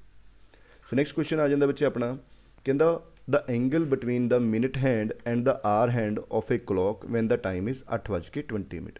ਜਦੋਂ 8:20 ਹੋਏ ਨੇ ਤਾਂ ਦੋਨਾਂ ਦੇ ਵਿੱਚ ਐਂਗਲ ਕਿੰਨੇ ਡਿਗਰੀ ਦਾ ਬਣੂਗਾ। ਦੇਖੋ ਜੀ, ਐਂਗਲ ਪਤਾ ਕਰਨ ਲਈ ਇੱਕ ਫੰਡਾ ਹੁੰਦਾ ਹੈ, ਇਹ ਫਾਰਮੂਲਾ ਸ਼ਾਇਦ ਤੁਸੀਂ ਪੜ੍ਹਿਆ ਵੀ ਹੋਵੇ, ਨਹੀਂ ਪਤਾ ਤਾਂ ਮੇਰੇ ਚੈਨਲ 'ਤੇ ਪਲੀਜ਼ ਇਹਦੀ ਵੀਡੀਓ ਬਣੀ ਪਈ ਹੈ, ਸਾਰਾ ਸਮਝਾਇਆ ਹੈ, ਸੋ ਤੁਸੀਂ ਇਹ ਦੇਖ ਸਕਦੇ ਹੋ। ਦੇਖੋ ਇਹ ਐਂਗਲ ਫਾਈਂਡ ਕਰਨ ਦਾ ਫਾਰਮੂਲਾ ਹੁੰਦਾ, ਠੀਕ ਹੈ। ਤਾਂ ਇੱਥੇ ਥੀਟਾ ਕੀ ਹੁੰਦਾ, ਐਂਗਲ, ਐਮ ਕੀ ਨੇ ਮਿੰਟ, ਐਚ ਕੀ ਨੇ ਘੰਟੇ। ਸੋ ਅਸੀਂ ਐਂਗਲ ਪਤਾ ਕਰਾਂਗੇ 11/2 M, M means minute, minute ਕਿੰਨੇ ਨੇ 20, ਤਾਂ 20 ਦੇਖ ਲਾਂਗੇ। घंटे किन्ने ने बच्चे 8, तो 8 ਨਾਲ ਮਲਟੀਪਲਾਈ ਕਰ ਦਾਂਗੇ। सो ये सॉल्व करांगे तो की आया 11 10 110, 30 8 कितना आ गया 240। माइनस करांगे बच्चे कितना आया 240 चो 110 कर दो कितना आया 0, 4 चो 1 कड्डे 3, ठीक है जी, तो 2 चो 1 कड्डे 1, यानी 130 डिग्री आ जाऊगा। पर माइनस होंदा पर एंगल कदे माइनस होंदा नहीं, सो इस करके आंसर की आ जाऊगा 130 डिग्री। वैसे होना ये की चाहिए 8:20 घंटिया वाली सूई अगे होंगी है, तो तुसी ये फंडा लगा सकते हो यूजिंग कंसैप्ट। पर चलो कोई गल नहीं, जे कल्ला एंगल ही कढ़ना है कोई चक्कर नहीं, तुसी जिहड़ा मर्जी लगा लो। ये एंगल नैगेटिव च आऊगा तो एंगल नैगेटिव च आपां नहीं लिखना, क्योंकि एंगल नैगेटिव दे विच नहीं होंदा। ठीक है जी, अगे अगे चलते हैं जी। 130 डिग्री का आंसर सही है। हुण अगला क्वेश्चन देखो नहीं की कहा, कहना एक बैग दे विच 5 रैड 4 ग्रीन ते 6 ब्लू बॉलां ने एंड 3 येलो बॉल्स ने। देखो किहड़ियां ने, रैड बॉलां कितनियां ने 5, ग्रीन बॉलां कितनियां ने 4, ब्लू बॉलां कितनियां ने 6, येलो बॉलां कितनियां ने 3। 2 balls are drawn random, what is the probability that none ball of blue, भी कोई बॉल ब्लू नहीं होनी चाहिए। ठीक है, सो देखो ब्लू नहीं होनी चाहिए, तो बाकी कोई भी हो जाए। बाकी कितनी बॉलां ने अपने को 5, देखो बाकी कितनी बॉलां ने अपने को 5, 5 4 9, 9 ते 3 कितनी हो गई 12, यानी 12 बॉलां दे विचों कोई भी 2 हो जाए, यानी 12C2। बाकी नीचे की आ गया, ये तो फेबल केस आ गए। प्रॉबिलिटी कढ़न का फंडा यही है ना, नंबर ऑफ फेवरेबल केस, यानी 12 बॉलां चो कोई भी 2 हो जाए, ये फेबल केस हो गए। टोटल केस कितने हो गए देखो 5 4 9, 9 6 कितना हो गया 15 15, टोटल 18 बॉलां ने 18C2। सो इन्हूं सॉल्व करांगे। हुण देखो इहनूं सॉल्व करन दा तरीका हुंदा बच्चे, तुसीं पढ़िया होना NCR दा n factorial n minus r factorial into r factorial, ये हुंदा बच्चे। चलो मैं सॉल्व कर दिंदा। 12 फैक्टोरीयल देखो कि लिखांगे 12 फैक्टोरीयल, 12 चो 2 कड्डे कितना आया 10 फैक्टोरीयल इंटू 2 फैक्टोरीयल। नीचे देखांगे 18 फैक्टोरीयल, 18 चो 2 कड्डे कितना आया 16 फैक्टोरीयल इंटू 2 फैक्टोरीयल। हुण 2 फैक्टोरीयल 2 फैक्टोरीयल तो कैंसल हो जाऊगा बच्चे। हुण उपर देखांगे ये आ गया 12 इंटू 11 इंटू 10 फैक्टोरीयल, नीचे ये भी 10 फैक्टोरीयल कैंसल हो जाऊगा। इसी तरह इत्थे भी की है 18 फैक्टोरीयल, 18 इंटू 17 इंटू 16 फैक्टोरीयल, नीचे भी 16 फैक्टोरीयल, ये भी कैंसल हो जाऊगा। सो अपने को रह गया कि ऊपर रह गया 12 इंटू 11, नीचे कितना रह गया 18 इंटू 17। ठीक है जी, सो 12 इंटू 11 अपने को हो गया 132 बच्चे, 18 इंटू 17 अपने को हो गया बच्चे 17 इंटू 136, 17 इंटू 17 17 ते 13 30, सो 306, यानी कि अपना आंसर की आ जाऊगा ए ऑप्शन आ जाऊगा 132/306। सो इस क्वेश्चन का सही आंसर की आऊगा 132/306। सो गाइस साडी ना लाइव क्लासेस भी चलदियां ने ऑनलाइन ते ऑफलाइन। जे किसी स्टूडेंट्स ने math reasoning special math and reasoning में अपने स्ट्रॉन्ग करना है, सो प्लीज़ सानू हिट लिखे स्क्रीन के नंबर पर जो नंबर चल रहा उस पर कंटैक्ट भी कर सकते हो। ठीक है बच्चे, तो रिकॉर्डिड लैक्चर्स भी ने सारे, जे किसी ने करने लेने हो रिकॉर्डिड कोर्स बनया होया वो साडा प्ले स्टोर पर जाके वानिया एजुकेशन सर्विसेज ऐप है, उस ऐप पर जाके उस ऐप में डाउनलोड कर लो। मैं इसका लिंक भी थोनों डिस्क्रिप्शन बॉक्स के दे दूँगा। ठीक है, सो आगे चलते हैं। देखो क्वेश्चन की है, कहता Ryan runs speed 40 meter per minute. Ryan है जोड़ा किस स्पीड नाल भजदा है 40 मीटर पर मिनट की स्पीड नाल चलदा है। Rohit follow him after an interval of 5 minute. Rohit उसनूं फॉलो करता है 5 मिनट बाद। ठीक है, एंड रनस किन्नी स्पीड नाल जांदा है 50 मीटर पर मिनट की स्पीड नाल उसनूं पिछा करता है। Rohit dog runs at a speed of 60 meter per minute and start along with Rohit. तो रोहित के नाल ही भज रहा है। The dog reach the Ryan and come back to the Rohit continues till the Rohit reaches the Ryan. What is the total distance covered by the dog in meters? देखो उन्हें ने की कहा भी मान लो ये रियान है, ये रियान है, रियान भजदा बच्चे किन्नी स्पीड नाल, रियान ने भजना शुरू किया 40 मीटर पर मिनट की स्पीड नाल। ठीक है, इस तो 5 मिनट बाद कौन भजया, 5 मिनट बाद रोहित भजया। रोहित किन्ने की स्पीड नाल भजया बच्चे 50 मीटर पर मिनट के हिसाब नाल। ठीक है, हुणे 5 मिनट, लेकिन 5 मिनट दे विच रोहित रियान कितनी दूर हो गया, रियान आ गया इत्थे 5 मिनट च, यानी 1 मिनट 40 मीटर भजदा है तो 5 मीटर च रियान कितनी दूर हो गया 200 मीटर। यानी जदों रोहित ने भजना शुरू किया तो रियान किन्ने मीटर अगे सी, रोहित तो 200 मीटर अगे सी। ते नाल ही इहदा डॉग है, रोहित कोल की एक डॉग है, वो डॉग भजदा किन्ने मीटर की स्पीड नाल 60 मीटर पर मिनट के हिसाब नाल। डॉग की करता है ਭੱਜਦਾ ਰਿਆਨ ਕੋਲ ਜਾਂਦਾ ਹੈ, ਫਿਰ ਵਾਪਸ ਆ ਜਾਂਦਾ ਹੈ, ਫਿਰ ਭੱਜਦਾ ਰਿਆਨ ਕੋਲ ਜਾਂਦਾ ਹੈ, ਫਿਰ ਵਾਪਸ ਆ ਜਾਂਦਾ ਹੈ, ਭੱਜਦਾ ਰਿਆਨ ਕੋਲ ਜਾਂਦਾ ਹੈ, ਫਿਰ ਵਾਪਸ ਆਉਂਦਾ। ਕਦੋਂ ਤੱਕ? ਜਦੋਂ ਤੱਕ ਰਿਆਨ ਫੜਿਆ ਨਹੀਂ ਜਾਂਦਾ। ਜਦੋਂ ਤੱਕ ਰਿਆਨ ਨਹੀਂ ਫੜਿਆ ਜਾਂਦਾ ਤਾਂ ਡੌਗ ਭੱਜਿਆ ਜਾਂਦਾ ਹੈ। ਤਾਂ ਆਪਾਂ ਨੇ ਪੁੱਛਿਆ ਕੀ ਹੈ ਵੀ ਡੌਗ ਕਿੰਨੇ ਮੀਟਰ ਭੱਜ ਲਿਆ, ਠੀਕ ਹੈ। ਸੋ ਦੇਖੋ, ਸਭ ਤੋਂ ਪਹਿਲਾਂ ਤਾਂ ਆਪਾਂ ਰਿਆਨ ਦੇਖਾਂਗੇ ਵੀ ਰਿਆਨ ਕਿੰਨੀ ਦੇਰ 'ਚ ਫੜ ਲੂਗਾ, ਮਤਲਬ ਰੋਹਿਤ ਆ ਜਿਹੜਾ ਰਿਆਨ ਨੂੰ ਕਿੰਨੀ ਦੇਰ 'ਚ ਮੀਟ ਕਰ ਜੂਗਾ। ਹੁਣ ਰੋਹਿਤ ਨੇ ਅਗਰ ਰਿਆਨ ਨੂੰ ਫੜਨਾ ਹੈ ਤਾਂ ਆ ਗੈਪ ਖਤਮ ਕਰਨਾ 200 ਮੀਟਰ ਦਾ, ਆ 200 ਮੀਟਰ ਦਾ ਗੈਪ ਖਤਮ ਕਰਨਾ। ਹੁਣ ਦੇਖੋ 200 ਮੀਟਰ ਦਾ ਗੈਪ ਖਤਮ ਕਰਨਾ ਹੈ, ਰਿਆਨ ਭੱਜ ਰਿਹਾ 40 ਮੀਟਰ ਪਰ ਮਿੰਟ ਦੀ ਸਪੀਡ ਨਾਲ, ਤੇ ਇਹ 50 ਨਾਲ। ਹੁਣ ਜਦੋਂ ਇਹ 50 ਭੱਜੂਗਾ ਤਾਂ 40 ਅੱਗੇ ਜਾਊਗਾ, ਯਾਨੀ ਇਹ 10 ਮੀਟਰ ਵੱਧ ਭੱਜੂਗਾ। ਤਾਂ ਯਾਨੀ 1 ਮਿੰਟ ਦੇ ਵਿੱਚ 10 ਮੀਟਰ ਦਾ ਗੈਪ ਘਟਾ ਦੂਗਾ, ਠੀਕ ਹੈ। 10 ਮੀਟਰ ਦਾ ਗੈਪ ਘਟ ਜਾਊ 1 ਮਿੰਟ 'ਚ। ਤਾਂ 200 ਮੀਟਰ ਦਾ ਗੈਪ ਕਿੰਨੇ ਮਿੰਟ 'ਚ ਘਟ ਜਾਊਗਾ? ਸੋ ਆਪਾਂ ਕਹਿ ਦਾਂਗੇ 20 ਮਿੰਟਾਂ। ਤਾਂ 20 ਮਿੰਟਾਂ ਦੇ ਵਿੱਚ ਜਿਹੜਾ ਰੋਹਿਤ ਹੈ ਉਹ ਰਿਆਨ ਦੇ ਕੋਲ ਪਹੁੰਚ ਜਾਊਗਾ, ਕਿਉਂਕਿ ਰੋਹਿਤ ਦੀ ਸਪੀਡ 50 ਮੀਟਰ ਹੈ, ਇਹਦੀ 40 ਹੈ, ਯਾਨੀ ਰੋਹਿਤ ਹਰ ਮਿੰਟ ਦੇ ਵਿੱਚ 10 ਮੀਟਰ ਵੱਧ ਭੱਜੂਗਾ।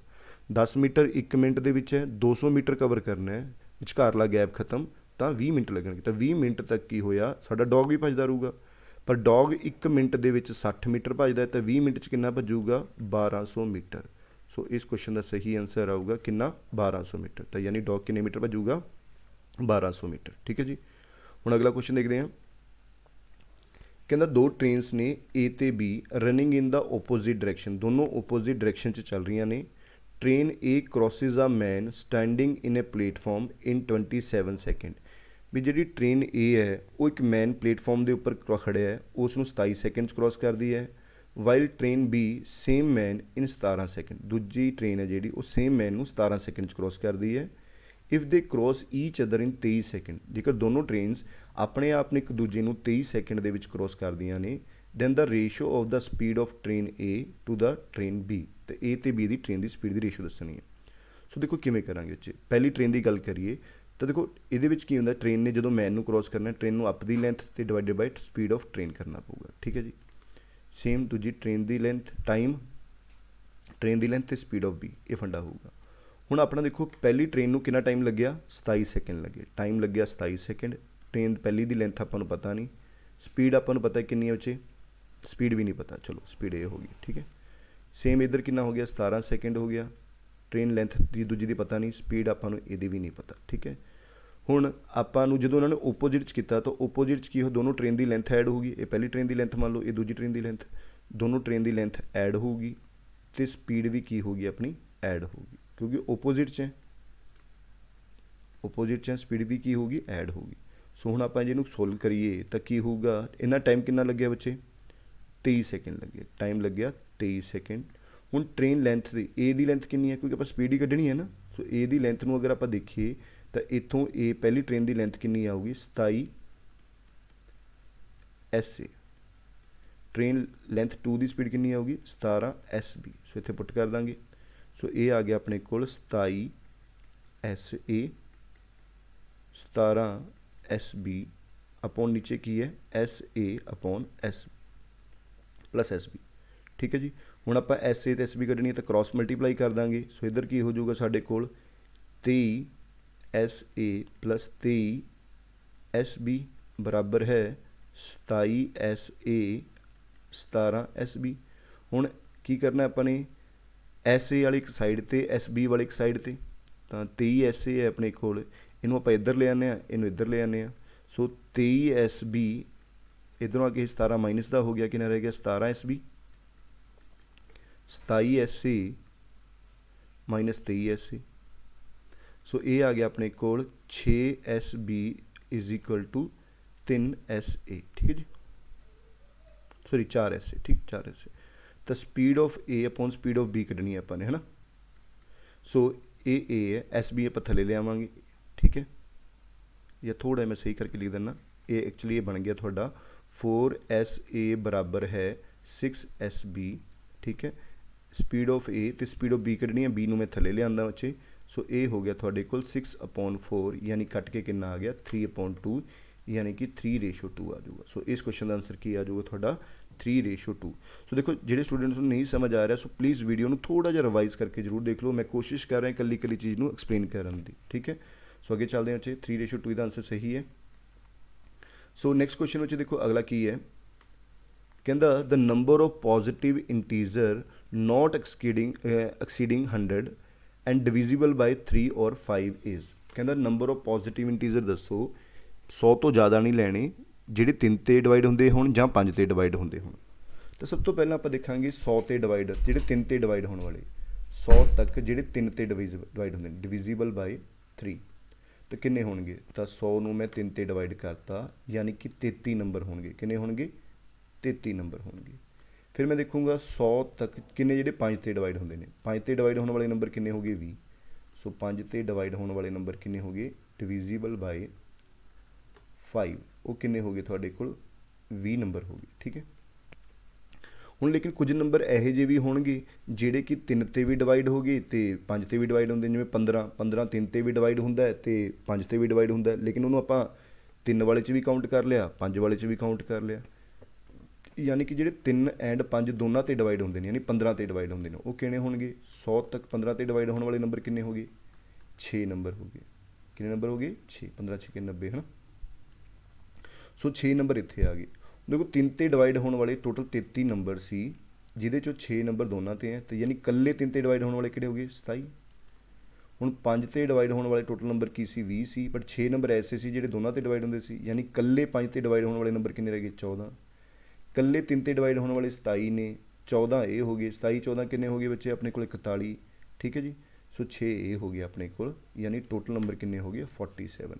ਸੋ ਇਸ ਕੁਐਸਚਨ ਦਾ ਸਹੀ ਆਨਸਰ ਕੀ ਆਊਗਾ? 47। ਠੀਕ ਹੈ ਜੀ। 3 ਤੇ ਹੁੰਦੇ ਹੋਣ ਜਾਂ 5 ਤੇ ਹੋਣ ਜਾਂ ਦੋਨਾਂ ਤੇ ਹੁੰਦੇ ਨੇ। ਠੀਕ ਹੈ। ਔਰ ਦਾ ਮਤਲਬ ਇਹ ਹੁੰਦਾ। ਸੋ ਆਨਸਰ ਕੀ ਆ ਜਾਊਗਾ? 47 ਆ ਜਾਊਗਾ। ਉਮੀਦ ਕਰਦਾ ਉਹ 'ਚ ਸਮਝ ਆ ਰਿਹਾ ਹੋਊਗਾ ਸਾਰਿਆਂ ਨੂੰ। ਸੋ ਵੀਡੀਓ ਨੂੰ ਲਾਈਕ ਕਰਿਓ ਜ਼ਰੂਰ, ਸ਼ੇਅਰ ਵੀ ਕਰੋ। ਸੋ ਅਗਲਾ ਕਹਿੰਦਾ in a basket the ratio of the orange guava and jackfruit is ratio 2:3:5। ਕਹਿੰਦਾ ਇੱਕ ਬਾਸਕਟ ਹੈ, ਉਹਦੇ ਵਿੱਚ ਔਰੇਂਜ ਗਵਾਵਾ ਅਤੇ ਜੈਕ ਫਰੂਟ ਦੀ ਜਿਹੜੀ ਰੇਸ਼ੋ ਹੈ ਉਹ ਕਿੰਨੀ ਹੈ? 2:3:5 ਹੈ। ਮੈਂ ਇੱਥੇ ਲਿਖ ਦਿੰਦਾ ਕਿਹੜੇ ਕਿਹੜੇ ਫਰੂਟਸ ਨੇ, orange, guava and jackfruit. So ਇਹਨਾਂ ਦੀ ਜਿਹੜੀ ਰੇਸ਼ੋ ਹੈਗੀ ਹੈ ਬੱਚੇ, ਉਹ ਕਿੰਨੀ ਹੈ ਆਪਣੇ ਕੋਲ? 2:3:5। ਠੀਕ ਹੈ ਜੀ। ਸੋ ਮੈਂ ਪਰਸੈਂਟੇਜ ਕਰਕੇ ਲੈ ਲੈਣਾ ਵੀ ਇਹ 200 ਫਰੂਟ ਹੋ ਗਏ, ਇਹ ਕਿੰਨੇ ਹੋ ਗਏ? 300 ਹੋ ਗਏ, ਇਹ ਕਿੰਨੇ ਹੋ ਗਏ ਆਪਣੇ ਕੋਲ? 500 ਹੋ ਗਏ। ਠੀਕ ਹੈ ਜੀ। ਹੁਣ ਉਹਨੇ ਕਿਹਾ ਕੀ ਹੈ? 60% of the fruits are, Ram ate 60% of the fruit in the basket. Ram ਨੇ 60% ਫਰੂਟ ਖਾ ਲਏ, ਯਾਨੀ 200 300 500 500 500 ਕਿੰਨੇ ਹੋ ਗਏ? 1000 ਫਰੂਟ ਹੋ ਗਏ, ਜਿਸ 'ਚੋਂ 60% ਰਾਮ ਨੇ ਖਾ ਲਏ, ਯਾਨੀ ਰਾਮ ਨੇ ਕਿੰਨੇ ਫਰੂਟ ਖਾ ਲਏ? 600 ਫਰੂਟ ਖਾ ਲਿਆ। ਠੀਕ ਹੈ। 600 ਫਰੂਟ ਖਾਦਾ ਉਹਨੇ। ਕਹਿੰਦਾ 40% of the guava are remaining in the basket. ਕਿੰਨੇ ਫਰੂਟ ਰਹਿ ਗਏ? ਜਿੰਨੇ ਗਵਾਵਾ ਸੀ ਉਹਦਾ 40% ਬਚ ਗਿਆ। ਗਵਾਵਾ 300 ਸੀ, 300 ਦਾ 40% ਫਰੂਟ ਬਚ ਗਿਆ, ਯਾਨੀ 120 ਫਰੂਟ ਬਚ ਗਿਆ। ਗਵਾਵਾ ਕਿੰਨੇ ਬਚ ਗਏ? 120 ਗਵਾਵਾ ਬਚ ਗਏ, ਅਤੇ ਖਾ ਕਿੰਨੇ ਲਏ ਉਹਨੇ? ਗਵਾਵਾ 180 ਖਾ ਲਏ, ਯਾਨੀ ਇਹ ਖਾ ਲਏ, ਇਹ ਰਿਮੇਨਿੰਗ ਹੋ ਗਈ। ਠੀਕ ਹੈ ਜੀ। ਹੁਣ ਉਹਨੇ ਕੀ ਕਿਹਾ? At what % Jack fruit did Ram eat. ਤਾਂ ਦੱਸੋ ਰਾਮ ਨੇ ਜੈਕ ਫਰੂਟ ਦਾ ਘੱਟੋ ਘੱਟ ਕਿੰਨੇ % ਖਾਧਾ? ਕਿੰਨੇ % ਘੱਟੋ ਘੱਟ ਰਾਮ ਨੇ ਜੈਕ ਫਰੂਟ ਖਾਧੇ? ਸਮਝ ਆਇਆ? ਘੱਟੋ ਘੱਟ ਕਿੰਨੇ % ਜੈਕ ਫਰੂਟ ਨੇ ਖਾਧੇ ਰਾਮ ਨੇ? ਘੱਟੋ ਘੱਟ ਖਾਣੇ ਨੇ ਵਿੱਚ। ਜੇ ਘੱਟੋ ਘੱਟ ਖਾਣੇ ਨੇ ਤਾਂ ਟੋਟਲ 600 ਫਰੂਟ ਖਾਧੇ ਨੇ, 180 ਤੱਕ ਅਮਰੂਦ ਖਾ ਲਏ। ਦੇਖੋ 120 ਅਮਰੂਦ ਬਾਕੀ ਬਚ ਗਏ, ਯਾਨੀ 180 ਉਸਨੇ ਅਮਰੂਦ ਖਾ ਲਏ। ਤਾਂ ਇਹ ਘੱਟੋ ਘੱਟ ਖਾਣੇ ਨੇ, ਤਾਂ ਵੱਧ ਤੋਂ ਵੱਧ ਔਰੰਜ ਖਾਣੇ। ਵੱਧ ਤੋਂ ਵੱਧ ਔਰੰਜ ਕਿੰਨੇ ਖਾ ਸਕਦਾ? 200 ਔਰੰਜ ਖਾ ਲੂਗਾ। 200 ਅਤੇ 180 ਕਿੰਨੇ ਹੋ ਗਏ? 300। ਟੋਟਲ ਫਰੂਟ ਕਿੰਨੇ ਖਾਧੇ ਨੇ? 600। ਜੇ 600 ਦੇ ਵਿੱਚੋਂ 380 ਇਹ ਖਾ ਲਏ ਤਾਂ ਬਾਕੀ ਇਹ ਕਿੰਨੇ ਖਾਧੇ ਹੋਣੇ? 220। ਯਾਨੀ ਕਿ ਅਸੀਂ ਕਹਿ ਦਾਂਗੇ ਰਾਮ ਘੱਟੋ ਘੱਟ 220 ਜੈਕ ਫਰੂਟ ਤਾਂ ਖਾਊਗਾ ਹੀ ਖਾਊਗਾ। ਇਹ ਤੋਂ ਵੱਧ ਜ਼ਰੂਰ ਖਾ ਸਕਦਾ, ਬਟ ਘੱਟੋ ਘੱਟ 220 ਜੈਕ ਫਰੂਟ ਤਾਂ ਖਾਊਗਾ ਹੀ ਖਾਊਗਾ। ਠੀਕ ਹੈ। ਹੁਣ ਜਿਹੜੇ ਘੱਟੋ ਘੱਟ ਖਾਧੇ ਨੇ ਕਿੰਨੇ % ਨੇ? 220 ਜੈਕ ਫਰੂਟ ਖਾਧੇ ਨੇ, ਤਾਂ ਉਹ ਟੋਟਲ ਜੈਕ ਫਰੂਟ ਦਾ ਕਿੰਨੇ % ਹੈ? ਟੋਟਲ ਜੈਕ ਫਰੂਟ ਕਿੰਨੇ ਨੇ? 500। ਕਿੰਨੇ % ਹੈ ਇਹਦਾ? ਸੋ ਯਾਨੀ ਕਿ ਆਪਾਂ ਕਹਿ ਦਾਂਗੇ ਘੱਟੋ ਘੱਟ ਉਸਨੇ 44% ਜੈਕ ਫਰੂਟ ਤਾਂ ਖਾਧੇ ਹੀ ਨੇ। ਕਿੰਨੇ %? 44%। ਸੋ ਇਸ ਕੁਐਸਚਨ ਦਾ ਸਹੀ ਆਨਸਰ ਕੀ ਆਊਗਾ? 44%। ਤਾਂ ਘੱਟੋ ਘੱਟ ਉਸਨੇ ਕਿੰਨੇ ਫਰੂਟ ਖਾਧੇ ਨੇ? 44%। ਠੀਕ ਹੈ ਜੀ। ਸੋ ਅੱਗੇ ਚੱਲਦੇ ਹਾਂ, ਅਗਰ ਕਲੀਅਰ ਹੈ। ਸੋ ਨੈਕਸਟ ਕੁਐਸਚਨ ਹੈ, ਕਹਿੰਦਾ ਇਹ 6 ਡਿਜਿਟ ਨੰਬਰ ਹੈ ਆਪਣੇ ਕੋਲ। ਕਿਹੜਾ ਨੰਬਰ ਹੈ? A B C D E F। ਅਤੇ ਕਹਿੰਦਾ ਇਸ ਨੂੰ ਰਿਵਰਸ ਕਰਕੇ ਕਿਹੜਾ ਬਣ ਗਿਆ? ਰਿਵਰਸ ਕਰਤਾ F E D C B A ਬਣ ਗਿਆ। ਦ ਐਡਡ ਬਣ ਗਿਆ। ਤਾਂ ਇਹਨਾਂ ਨੂੰ ਐਡ ਕਰਕੇ ਕੁਝ ਆਂਸਰ ਆਇਆ। ਆਂਸਰ ਕੀ ਆਇਆ ਦੇਖੋ, ਆਪਾਂ ਇੱਥੇ ਜੋੜ ਲੈਣੇ। ਆਂਸਰ ਕੀ ਆਇਆ, ਕਹਿੰਦਾ 4 8 x 3 7 4 ਆਇਆ। ਠੀਕ ਹੈ, ਤੇ x is a digit not necessary distinct from a to, ਜ਼ਰੂਰੀ ਨਹੀਂ ਹੈਗਾ ਅਲੱਗ ਵਿੱਚ ਹੀ ਹੋ ਸਕਦਾ। Find the value of x, find the value of x। ਸੋ ਪਹਿਲੀ ਗੱਲ ਤਾਂ ਤੁਸੀਂ ਦੇਖੋ ਇੱਥੇ f ਤੇ a ਨੂੰ ਜੋੜਨ ਤੇ 4 ਆਇਆ। ਸੋ ਇੱਥੇ ਵੀ a ਤੇ f ਨੂੰ ਜੋੜਨ ਤੇ 4 ਆਇਆ, ਯਾਨੀ ਸੇਮ ਹੀ ਆਊਗਾ। ਇੱਥੇ ਕੋਈ ਹਸਲ ਨਹੀਂ ਆਊਗਾ, ਜੋ ਇੱਥੇ ਆਇਆ ਉਹੀ ਇੱਥੇ ਆਊਗਾ। ਠੀਕ ਹੈ, ਇਸੇ ਤਰ੍ਹਾਂ e ਤੇ b ਨੂੰ ਜੋੜ ਕੇ ਇੱਥੇ 7 ਆਇਆ, ਇੱਥੇ ਵੀ e ਤੇ b ਨੂੰ ਜੋੜ ਕੇ 7 ਆਉਣਾ ਚਾਹੀਦਾ ਸੀ। ਯਾਨੀ 7 ਤਾਂ ਆਇਆ ਪਲੱਸ ਇੱਕ ਹਸਲ ਆਇਆ, ਐਂ ਕਹਿ ਦਿਓ 7 ਤਾਂ ਆਇਆ ਪਰ ਇੱਕ ਕੀ ਆਇਆ, ਹਸਲ ਆਇਆ। ਦੇਖੋ e ਤੇ b ਦੇ ਜੋੜ ਦਾ 7 ਆਇਆ, ਤਾਂ ਇੱਥੇ ਵੀ e ਤੇ b ਦਾ ਜੋੜ 7 ਆਊਗਾ, ਪਰ ਇਹ 8 ਬਣ ਰਿਹਾ, ਯਾਨੀ ਕਿ ਇੱਕ ਹਸਲ ਆਇਆ ਸਮਥਿੰਗ। ਸੋ ਇੱਥੇ ਡੀ ਸੀ ਤੇ ਸੀ ਦਾ ਜੋੜ ਕਿੰਨਾ ਆਇਆ, 3 ਆਇਆ। ਸੋ ਇੱਥੇ ਵੀ ਫਿਰ ਡੀ ਤੇ ਸੀ ਦਾ ਜੋੜ ਕਿੰਨਾ ਆਉਣਾ ਚਾਹੀਦਾ, 3 ਆਉਣਾ ਚਾਹੀਦਾ। ਪਰ ਜੇ 3 ਆ ਗਿਆ ਤਾਂ ਫਿਰ ਅੱਗੇ ਹਸਲ ਨਹੀਂ ਬਣੂਗਾ ਇੱਦਾਂ। ਠੀਕ ਹੈ, ਯਾਨੀ ਕਿ ਤੁਸੀਂ ਇੱਥੇ ਕਹਿ ਸਕਦੇ ਹੋ ਡੀ ਤੇ ਸੀ ਦਾ ਜਿਹੜਾ ਜੋੜ ਆਊਗਾ ਉਹ ਕਿੰਨਾ ਆਉਣਾ ਚਾਹੀਦਾ, ਦੇਖੋ 3 ਆਊਗਾ। ਡੀ ਤੇ ਸੀ ਦਾ ਜਿਹੜਾ ਜੋੜ 3 ਆਇਆ, ਤੇ ਇਹ ਤੋਂ ਬਾਅਦ ਇਹਦਾ ਹਸਲ ਵੀ ਆਇਆ ਹੋਊਗਾ ਬੱਚੇ, ਤਾਂ ਹੀ ਅੱਗੇ ਇਹਦਾ ਬਣੂਗਾ ਨਾ। ਸੋ 3 ਤੇ 1 ਦਾ ਹਸਲ ਆ ਕੇ ਕੀ ਬਣ ਸਕਦਾ, ਇੱਥੇ 4 ਬਣ ਸਕਦਾ। ਫਿਰ 4 ਆਇਆ, ਇਹਦਾ ਹਸਲ ਆਊਗਾ ਤਾਂ ਹੀ 8 ਬਣੂਗਾ। ਸੋ ਯਾਨੀ ਕਿ ਡੀ ਤੇ ਸੀ ਦਾ ਜਿਹੜਾ ਜੋੜ ਆ ਸਕਦਾ ਹੈ ਉਹ ਕਿੰਨਾ ਆ ਸਕਦਾ, 4 ਆ ਸਕਦਾ। ਦੇਖੋ ਵੈਸੇ ਤਾਂ ਡੀ ਤੇ ਸੀ ਦਾ 3 ਆਉਣਾ ਚਾਹੀਦਾ, ਲੇਕਿਨ 3 ਆਪਸ਼ਨ ਦੇ ਵਿੱਚ ਨਹੀਂ ਹੈਗੀ, ਤਾਂ ਵੱਧ ਤੋਂ ਵੱਧ ਇੱਕ ਹਸਲ ਆ ਸਕਦਾ, 2 ਤਾਂ ਆ ਨਹੀਂ ਸਕਦਾ, ਕਿਉਂਕਿ ਵੱਧ ਤੋਂ ਵੱਧ ਇਹ 9 ਹੋ ਗਿਆ ਤੇ ਇਹ 9 ਹੋ ਗਿਆ, 18 ਬਣੂਗਾ, ਤਾਂ ਵੀ ਵੱਧ ਤੋਂ ਵੱਧ ਹਸਲ 1 ਆ ਸਕਦਾ। ਠੀਕ ਹੈ ਨਾ, ਸੋ ਤੁਸੀਂ ਇਹ ਲਾ ਸਕਦੇ ਹੋ ਵੀ ਡੀ ਤੇ ਸੀ ਦਾ 3 ਆਉਣਾ ਚਾਹੀਦਾ ਸੀ, ਬਟ 3 ਆਪਸ਼ਨ 'ਚ ਨਹੀਂ ਹੈਗਾ। ਇਟ ਇਜ਼ ਮੀਨਸ ਇਹਦੇ 'ਚ ਇੱਕ ਕੈਰੀ ਆਇਆ ਹੋਊਗਾ, ਕੈਰੀ ਇੱਥੇ ਐਡ ਹੋ ਗਿਆ, 3 ਤੇ 1 ਕਿੰਨਾ ਹੋ ਗਿਆ, 4। ਸੋ ਅਸੀਂ ਕਹਿ ਸਕਦੇ ਹਾਂ x ਦੀ ਵੈਲਿਊ ਕਿੰਨੀ ਆਈ ਹੋਊਗੀ, 4 ਆਊਗੀ। ਉਮੀਦ ਕਰਦਾ ਬੱਚੇ ਸਮਝ ਆਇਆ ਹੋਊਗਾ ਛੋਟਾ ਜਿਹਾ ਕੁਐਸਚਨ। ਸੋ ਅੱਗੇ ਚੱਲਦੇ ਹਾਂ। ਹੁਣ ਦੇਖੋ ਅਗਲਾ ਕੁਐਸਚਨ ਕੀ ਕਹਿੰਦਾ ਹੈ, ਕਹਿੰਦਾ it tank has 3 pipe, 3 pipe ਨੇ। ਇੱਕ ਪਾਈਪ x ਹੈ, ਠੀਕ ਹੈ, ਇੱਕ ਪਾਈਪ y ਹੈ, ਇੱਕ ਪਾਈਪ ਕੀ ਹੈ ਆਪਣੇ ਕੋਲ z ਹੈ। ਠੀਕ ਹੈ, ਉਸਨੇ ਕੀ ਕੀਤਾ, ਪਾਈਪ x ਪਾਈਪ ਅਟੈਚ ਨੇ। Pipe x and pipe z alone can fill the tank completely 4 ਘੰਟੇ ਤੇ 8 ਘੰਟੇ 'ਚ। ਇਹ 4 ਘੰਟੇ 'ਚ ਫਿਲ ਕਰਦਾ, ਇਹ 8 ਘੰਟੇ 'ਚ ਫਿਲ ਕਰਦਾ। ਪਾਈਪ y ਕੈਨ ਐਂਪਟੀ 6 ਘੰਟੇ, ਪਾਈਪ y ਐਂਪਟੀ ਕਰਦਾ 6 ਘੰਟੇ 'ਚ, ਇਸ ਲਈ ਮੈਨੂੰ ਬਲੈਕ 'ਚ ਲਿਖਣਾ, ਚਲੋ ਐਂਪਟੀ ਕਰਦਾ।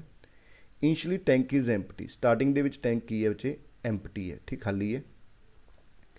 The 3 pipes are opened sequentially. In the first hour, only pipe X is opened. ਪਹਿਲੀ ਗੱਲ ਤੈਨੂੰ ਸਮਝ ਲੈਣੇ ਵੀ ਇਹਦਾ ਐਲਸੀਐਮ ਕਿੰਨਾ, ਦੇਖੋ ਇਹਦਾ ਐਲਸੀਐਮ ਕਿੰਨਾ ਆਇਆ, 6 8 ਤੇ 4 ਦਾ 24 ਲੀਟਰ। ਆਪਾਂ ਮੰਨ ਲੈਂਦੇ ਵੀ ਟੈਂਕੀ ਦੀ ਕੈਪੈਸਿਟੀ ਕਿੰਨੀ ਹੈ, 24 ਲੀਟਰ ਹੈ। ਇਹ 1 ਘੰਟੇ 'ਚ 6 ਲੀਟਰ ਭਰਦਾ ਹੈ, ਇਹ 1 ਘੰਟੇ 'ਚ 3 ਲੀਟਰ ਭਰਦਾ ਹੈ, ਇਹ 1 ਘੰਟੇ 'ਚ 4 ਲੀਟਰ ਖਾਲੀ ਕਰਦਾ। ਐਂ ਕਰ ਸਕਦੇ ਆਪਾਂ, ਠੀਕ ਹੈ ਜੀ। ਹੁਣ ਇਨੀਸ਼ੀਅਲੀ ਕੀ ਹੈ ਆਪਣੇ ਕੋਲ, ਕੀ ਹੋਇਆ ਪਹਿਲੇ ਘੰਟੇ 'ਚ ਆਪਾਂ ਮੰਨ ਲੈਣੇ 24 ਲੀਟਰ ਟੈਂਕੀ ਭਰਨੀ ਹੈ। ਸੋ ਪਹਿਲੇ ਘੰਟੇ ਦੇ ਵਿੱਚ ਕੀ ਹੋਇਆ, in the first hour pipe X is open, pipe X ਨੂੰ ਓਪਨ ਕੀਤਾ ਤੇ ਪਾਈਪ ਐਕਸ ਨੇ ਕਿੰਨਾ ਭਰਤਾ, 6 ਭਰਤਾ, 6 litre. In the second hour pipe X and Y are open, ਦੂਜੇ 'ਚ ਕੀ ਹੋਇਆ, ਐਕਸ ਤੇ ਵਾਈ, ਐਕਸ ਤੇ ਵਾਈ 6 ਭਰੇਗਾ, 4 ਖਾਲੀ ਹੋਊਗਾ, ਯਾਨੀ ਦੂਜੇ ਘੰਟੇ ਦੇ ਵਿੱਚ ਐਕਸ ਤੇ ਵਾਈ ਆ ਗਏ ਤਾਂ ਹੁਣ ਕਿੰਨਾ ਭਰਿਆ ਗਿਆ, 2 ਲੀਟਰ ਹੀ ਭਰਿਆ ਗਿਆ। ਠੀਕ ਹੈ ਜੀ। And third hour only pipe Y open, ਤੀਜੇ ਘੰਟੇ ਦੇ ਵਿੱਚ ਕੀ ਹੋਇਆ, ਵਾਈ ਪਾਈਪ ਓਪਨ ਕੀਤਾ, ਵਾਈ ਨੇ ਕੀ ਕੀਤਾ, 4 ਲੀਟਰ ਖਾਲੀ ਕਰਤਾ। ਤੀਜੇ ਘੰਟੇ 'ਚ ਵਾਈ 'ਚ 4 ਨੇ ਖਾਲੀ ਕਰਤਾ, ਯਾਨੀ 6 ਤੇ 2 8 ਭਰਿਆ ਗਿਆ, 4 ਖਾਲੀ ਹੋਇਆ, ਯਾਨੀ 4 ਲੀਟਰ ਹੀ ਪਾਣੀ 'ਚ ਰਹਿ ਗਿਆ ਟੈਂਕੀ 'ਚ। In the 4 hour pipe Y and Z open, 4th hour 'ਚ ਕੀ ਹੋ ਗਿਆ, ਵਾਈ ਤੇ ਜ਼ੈਡ ਓਪਨ ਹੋ ਗਏ। ਹੁਣ ਹੋਇਆ ਕਿ 1 ਲੀਟਰ ਹੋਰ ਖਾਲੀ ਹੋ ਗਿਆ, ਕਿਉਂਕਿ ਵਾਈ 4 ਖਾਲੀ ਕਰੇਗਾ 3 ਭਰੂਗਾ, 1 ਲੀਟਰ ਹੀ ਹੋ ਗਿਆ, ਯਾਨੀ ਕਿ ਹੋਰ ਖਾਲੀ ਹੋ ਗਿਆ, 3 ਲੀਟਰ ਹੀ ਹੋ ਗਿਆ। In the 5th hour only pipe Z is open, 5ਵੇਂ ਘੰਟੇ ਸਿਰਫ ਜ਼ੈਡ ਹੀ ਭਰਿਆ ਗਿਆ, ਜ਼ੈਡ 5ਵੇਂ ਘੰਟੇ 'ਚ ਆ ਗਿਆ, ਜ਼ੈਡ ਨੇ ਕੀ ਕੀਤਾ, 3 ਲੀਟਰ ਭਰਤਾ, 3 ਤੇ 3 ਕਿੰਨਾ ਹੋ ਗਿਆ, 6 ਲੀਟਰ। ਯਾਨੀ 5 ਘੰਟਿਆਂ ਦੇ ਵਿੱਚ ਕਿੰਨਾ ਪਾਣੀ ਭਰਿਆ ਜਾ ਰਿਹਾ ਹੈ, 6 ਲੀਟਰ ਪਾਣੀ ਭਰਿਆ ਜਾ ਰਿਹਾ। 5 ਘੰਟਿਆਂ 'ਚ ਕਿੰਨਾ ਲੀਟਰ ਪਾਣੀ ਭਰਿਆ ਜਾ ਰਿਹਾ, 6 ਲੀਟਰ। ਕਹਿੰਦਾ ਇਸ ਪ੍ਰੋਸੈਸ ਨੂੰ ਰਿਪੀਟ ਕੀਤਾ ਗਿਆ। ਹੁਣ ਦੇਖੋ ਪਹਿਲੇ 5 ਘੰਟਿਆਂ 'ਚ 6 ਭਰਿਆ ਗਿਆ, ਅਗਲੇ 5 ਘੰਟਿਆਂ 'ਚ ਫੇਰ ਭਰਿਆ ਜਾਊਗਾ 6, ਅਗਲੇ 5 ਘੰਟਿਆਂ 'ਚ ਫੇਰ 6 ਭਰਿਆ ਗਿਆ, 18 ਹੋ ਗਿਆ। ਠੀਕ ਹੈ, ਹੁਣ ਆਪਾਂ ਭਰਨਾ ਕਿੰਨਾ, 24 ਭਰਨਾ ਹੈ। ਠੀਕ ਹੈ, ਹੁਣ 24 ਦੇਖਾਂਗੇ, ਇਹ ਕਿੰਨੇ ਘੰਟੇ ਹੋ ਗਏ, 5 5 15 5 15 ਘੰਟੇ ਹੋ ਗਏ। ਠੀਕ ਹੈ, 18 ਲੀਟਰ। ਉਸ ਤੋਂ ਬਾਅਦ 16ਵੇਂ ਘੰਟੇ 'ਚ ਕੀ ਹੋਊਗਾ, ਪਾਈਪ ਐਕਸ ਚੱਲੂਗਾ ਤਾਂ ਕਿੰਨਾ ਹੋਊਗਾ, 18 ਤੇ 6 24 ਭਰਿਆ ਜਾਊਗਾ, ਯਾਨੀ ਟੋਟਲ ਪਾਈਪ ਕਿੰਨੇ ਘੰਟਿਆਂ 'ਚ ਭਰਿਆ ਜਾਊਗਾ, 16 ਘੰਟਿਆਂ 'ਚ ਭਰਿਆ ਜਾਊਗਾ। ਸੋ ਇਹਦਾ ਆਨਸਰ ਕੀ ਆ ਜਾਊਗਾ, 16 ਘੰਟੇ, ਯਾਨੀ 16 ਘੰਟਿਆਂ ਦੇ ਵਿੱਚ ਪਾਈਪ ਹੈ ਜਿਹੜਾ ਉਹ ਪੂਰਾ ਭਰਿਆ ਜਾਊਗਾ। ਠੀਕ ਹੈ ਜੀ, ਉਮੀਦ ਕਰਦਾ ਸਮਝ ਆਇਆ ਹੋਊਗਾ। ਸੋ ਅਗਲਾ ਕੁਐਸਚਨ ਆ ਜਾਂਦਾ, ਦੇਖੋ ਜੀ ਕੀ ਕਹਿੰਦਾ ਹੈ। ਕਹਿੰਦਾ Sunil Param Vikas drive 20 kilometre per hour, 50 kilometre per hour, 80 kilometre per hour respectively. Sunil start from point A for point B, ਯਾਨੀ ਕਿ ਇਹਨੇ ਸਪੀਡ ਦਿੱਤੀ ਹੋਈ ਆਪਾਂ ਨੂੰ ਕਿਹਦੀ, ਸੁਨੀਲ ਦੀ, ਪਰਮ ਦੀ ਤੇ ਵਿਕਾਸ ਦੀ। ਠੀਕ ਹੈ, ਇਹਦੀ ਸਪੀਡ ਕਿੰਨੀ ਹੈ ਸੁਨੀਲ ਦੀ, 20 ਕਿਲੋਮੀਟਰ ਪਰ ਆਰ, ਇਹਦੀ ਸਪੀਡ ਕਿੰਨੀ ਹੈ 50 ਕਿਲੋਮੀਟਰ ਪਰ ਆਰ, ਇਹਦੀ ਸਪੀਡ ਕਿੰਨੀ ਹੈ 80 ਕਿਲੋਮੀਟਰ ਪਰ ਆਰ। ਠੀਕ ਹੈ ਜੀ, Sunil start from point A to B, Sunil ਨੇ ਕੀ ਕੀਤਾ, ਪੁਆਇੰਟ ਏ ਤੋਂ ਬੀ ਵੱਲ ਸਟਾਰਟ ਕੀਤਾ ਚੱਲਣਾ। Param start from point A 2 hour after, ਦੋਨੋਂ 2 ਘੰਟੇ ਬਾਅਦ ਸਟਾਰਟ ਕੀਤਾ। And after Sunil start Vikas leave some time Param from point A, ਉਸ ਤੋਂ ਬਾਅਦ ਪਰਮ ਨੇ ਵੀ ਸਟਾਰਟ ਕੀਤਾ। Both Param and Vikas overtake Sunil at the same instant, ਯਾਨੀ ਪਰਮ ਤੇ ਵਿਕਾਸ ਦੋਨੋਂ ਸੇਮ ਟਾਈਮ ਦੇ ਉੱਪਰ ਕਿਹਨੂੰ ਮਿਲੇ, ਸੁਨੀਲ ਨੂੰ ਮਿਲੇ। ਠੀਕ ਹੈ, how many hours after Sunil does Vikas leave the point A, ਕਿੰਨੇ ਦੇਰ ਬਾਅਦ ਉਸਨੂੰ ਸਟਾਰਟ ਕੀਤਾ। ਠੀਕ, ਪੁਆਇੰਟ ਏ ਤੋਂ ਨਿਕਲੇ। ਸੋ ਦੇਖੋ ਤਿੰਨਾਂ ਨੇ ਉਹਨੇ ਕੀ ਕਿਹਾ, ਦੇਖੋ ਸਿੰਪਲ ਜੀ ਗੱਲ ਮੈਂ ਤੁਹਾਨੂੰ ਪਹਿਲਾਂ ਸਮਝਾਵਾਂ, ਫਿਰ ਥੋੜ੍ਹਾ ਜਿਹਾ ਲੌਜਿਕ ਵਾਈਜ਼ ਕਰਦੇ ਹਾਂ। ਦੇਖੋ ਪਹਿਲਾਂ ਉਹ ਕੌਣ ਨਿਕਲਿਆ, ਦੇਖੋ ਸੁਨੀਲ ਨਿਕਲਿਆ। ਸੁਨੀਲ ਨਿਕਲਿਆ ਕਿੰਨੀ ਸਪੀਡ ਨਾਲ, 20 ਕਿਲੋਮੀਟਰ ਪਰ ਆਰ ਦੀ ਸਪੀਡ ਨਾਲ।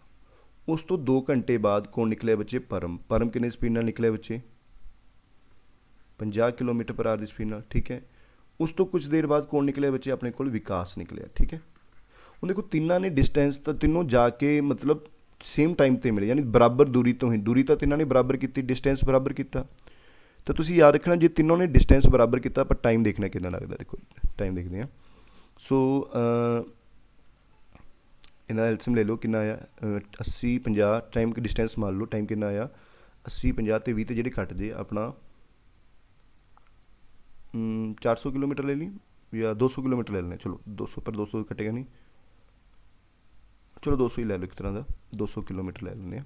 ਸੋ ਇਹਨੂੰ ਕਿੰਨਾ ਟਾਈਮ ਲੱਗੂਗਾ ਬੱਚੇ, ਇਹਨੂੰ ਲੱਗ ਲੱਗੇਗਾ, ਮੰਨ ਲਓ ਸੁਨੀਲ ਨੂੰ ਟਾਈਮ ਲੱਗੂਗਾ 10 ਘੰਟੇ, ਇਹਨੂੰ ਲੱਗੂਗਾ ਕਿੰਨਾ 4 ਘੰਟੇ, ਇਹਨੂੰ ਕਿੰਨਾ ਲੱਗੂਗਾ 2.5 ਘੰਟੇ। ਠੀਕ ਹੈ ਜੀ, ਆਈ ਥਿੰਕ ਕਲੀਅਰ ਹੈ ਜੀ। ਇਸ ਨੂੰ ਦੇਖੋ 4 ਘੰਟੇ ਲੱਗੇ, ਇਸ ਨੂੰ 10 ਘੰਟੇ ਲੱਗੇ, 20 ਦਾ। ਠੀਕ ਹੈ, 200 ਹੋ ਗਿਆ, 50 ਚੌਕਾ 200 ਹੋ ਗਿਆ, ਅਤੇ ਇਸ ਨੂੰ ਲੱਗੇ ਆਪਣੇ ਕੋਲ 2.5 ਘੰਟੇ ਲੱਗੇ। So how many hours after Sunil leave the point A, ਤਾਂ ਸੁਨੀਲ ਦੇ ਕਿੰਨੀ ਦੇਰ ਬਾਅਦ ਉਸ ਨੂੰ ਪਹੁੰਚੂਗਾ। ਠੀਕ ਹੈ, ਸੋ ਕਿੰਨੀ ਦੇਰ ਬਾਅਦ, 2.5 ਘੰਟੇ ਬਾਅਦ ਹੀ ਹੈ। ਸੋ 2.5 ਘੰਟੇ ਬਾਅਦ ਆਂਸਰ ਆ ਜਾਊਗਾ। ਸੋ ਆਂਸਰ 30 ਘੰਟੇ। ਠੀਕ ਹੈ, ਪਰ ਇਹਨਾਂ ਨੇ ਸੇਮ ਡਿਸਟੈਂਸ ਨਹੀਂ ਕਵਰ ਕੀਤਾ, ਕਿਉਂਕਿ ਹੁਣ ਦੇਖੋ ਇਹਨਾਂ ਸੇਮ ਡਿਸਟੈਂਸ ਨਹੀਂ ਕਵਰ ਕੀਤਾ, ਸੌਰੀ। ਦੇਖੋ ਹੁਣ ਇਹ ਇਸ ਨੂੰ 10 ਘੰਟੇ ਲੱਗੇ। ਠੀਕ ਹੈ, ਇਹ 10 ਘੰਟੇ, ਇਹ 2 ਘੰਟੇ ਬਾਅਦ ਨਿਕਲਿਆ, ਯਾਨੀ ਕਿ ਇਹ 6 ਘੰਟੇ ਪਹੁੰਚ ਜੂਗਾ। ਠੀਕ ਹੈ, ਦੇਖੋ ਇਹਨੂੰ ਤਾਂ ਪੂਰੇ 10 ਘੰਟੇ ਲੱਗਣੇ ਹੀ ਲੱਗਣੇ ਨੇ, ਇਹ 2 ਘੰਟੇ ਬਾਅਦ ਨਿਕਲਿਆ, ਯਾਨੀ ਕਿ ਇਹ 6 ਘੰਟੇ ਪਹੁੰਚ ਜੂਗਾ ਉਸ ਤੋਂ ਬਾਅਦ। ਠੀਕ ਹੈ ਨਾ,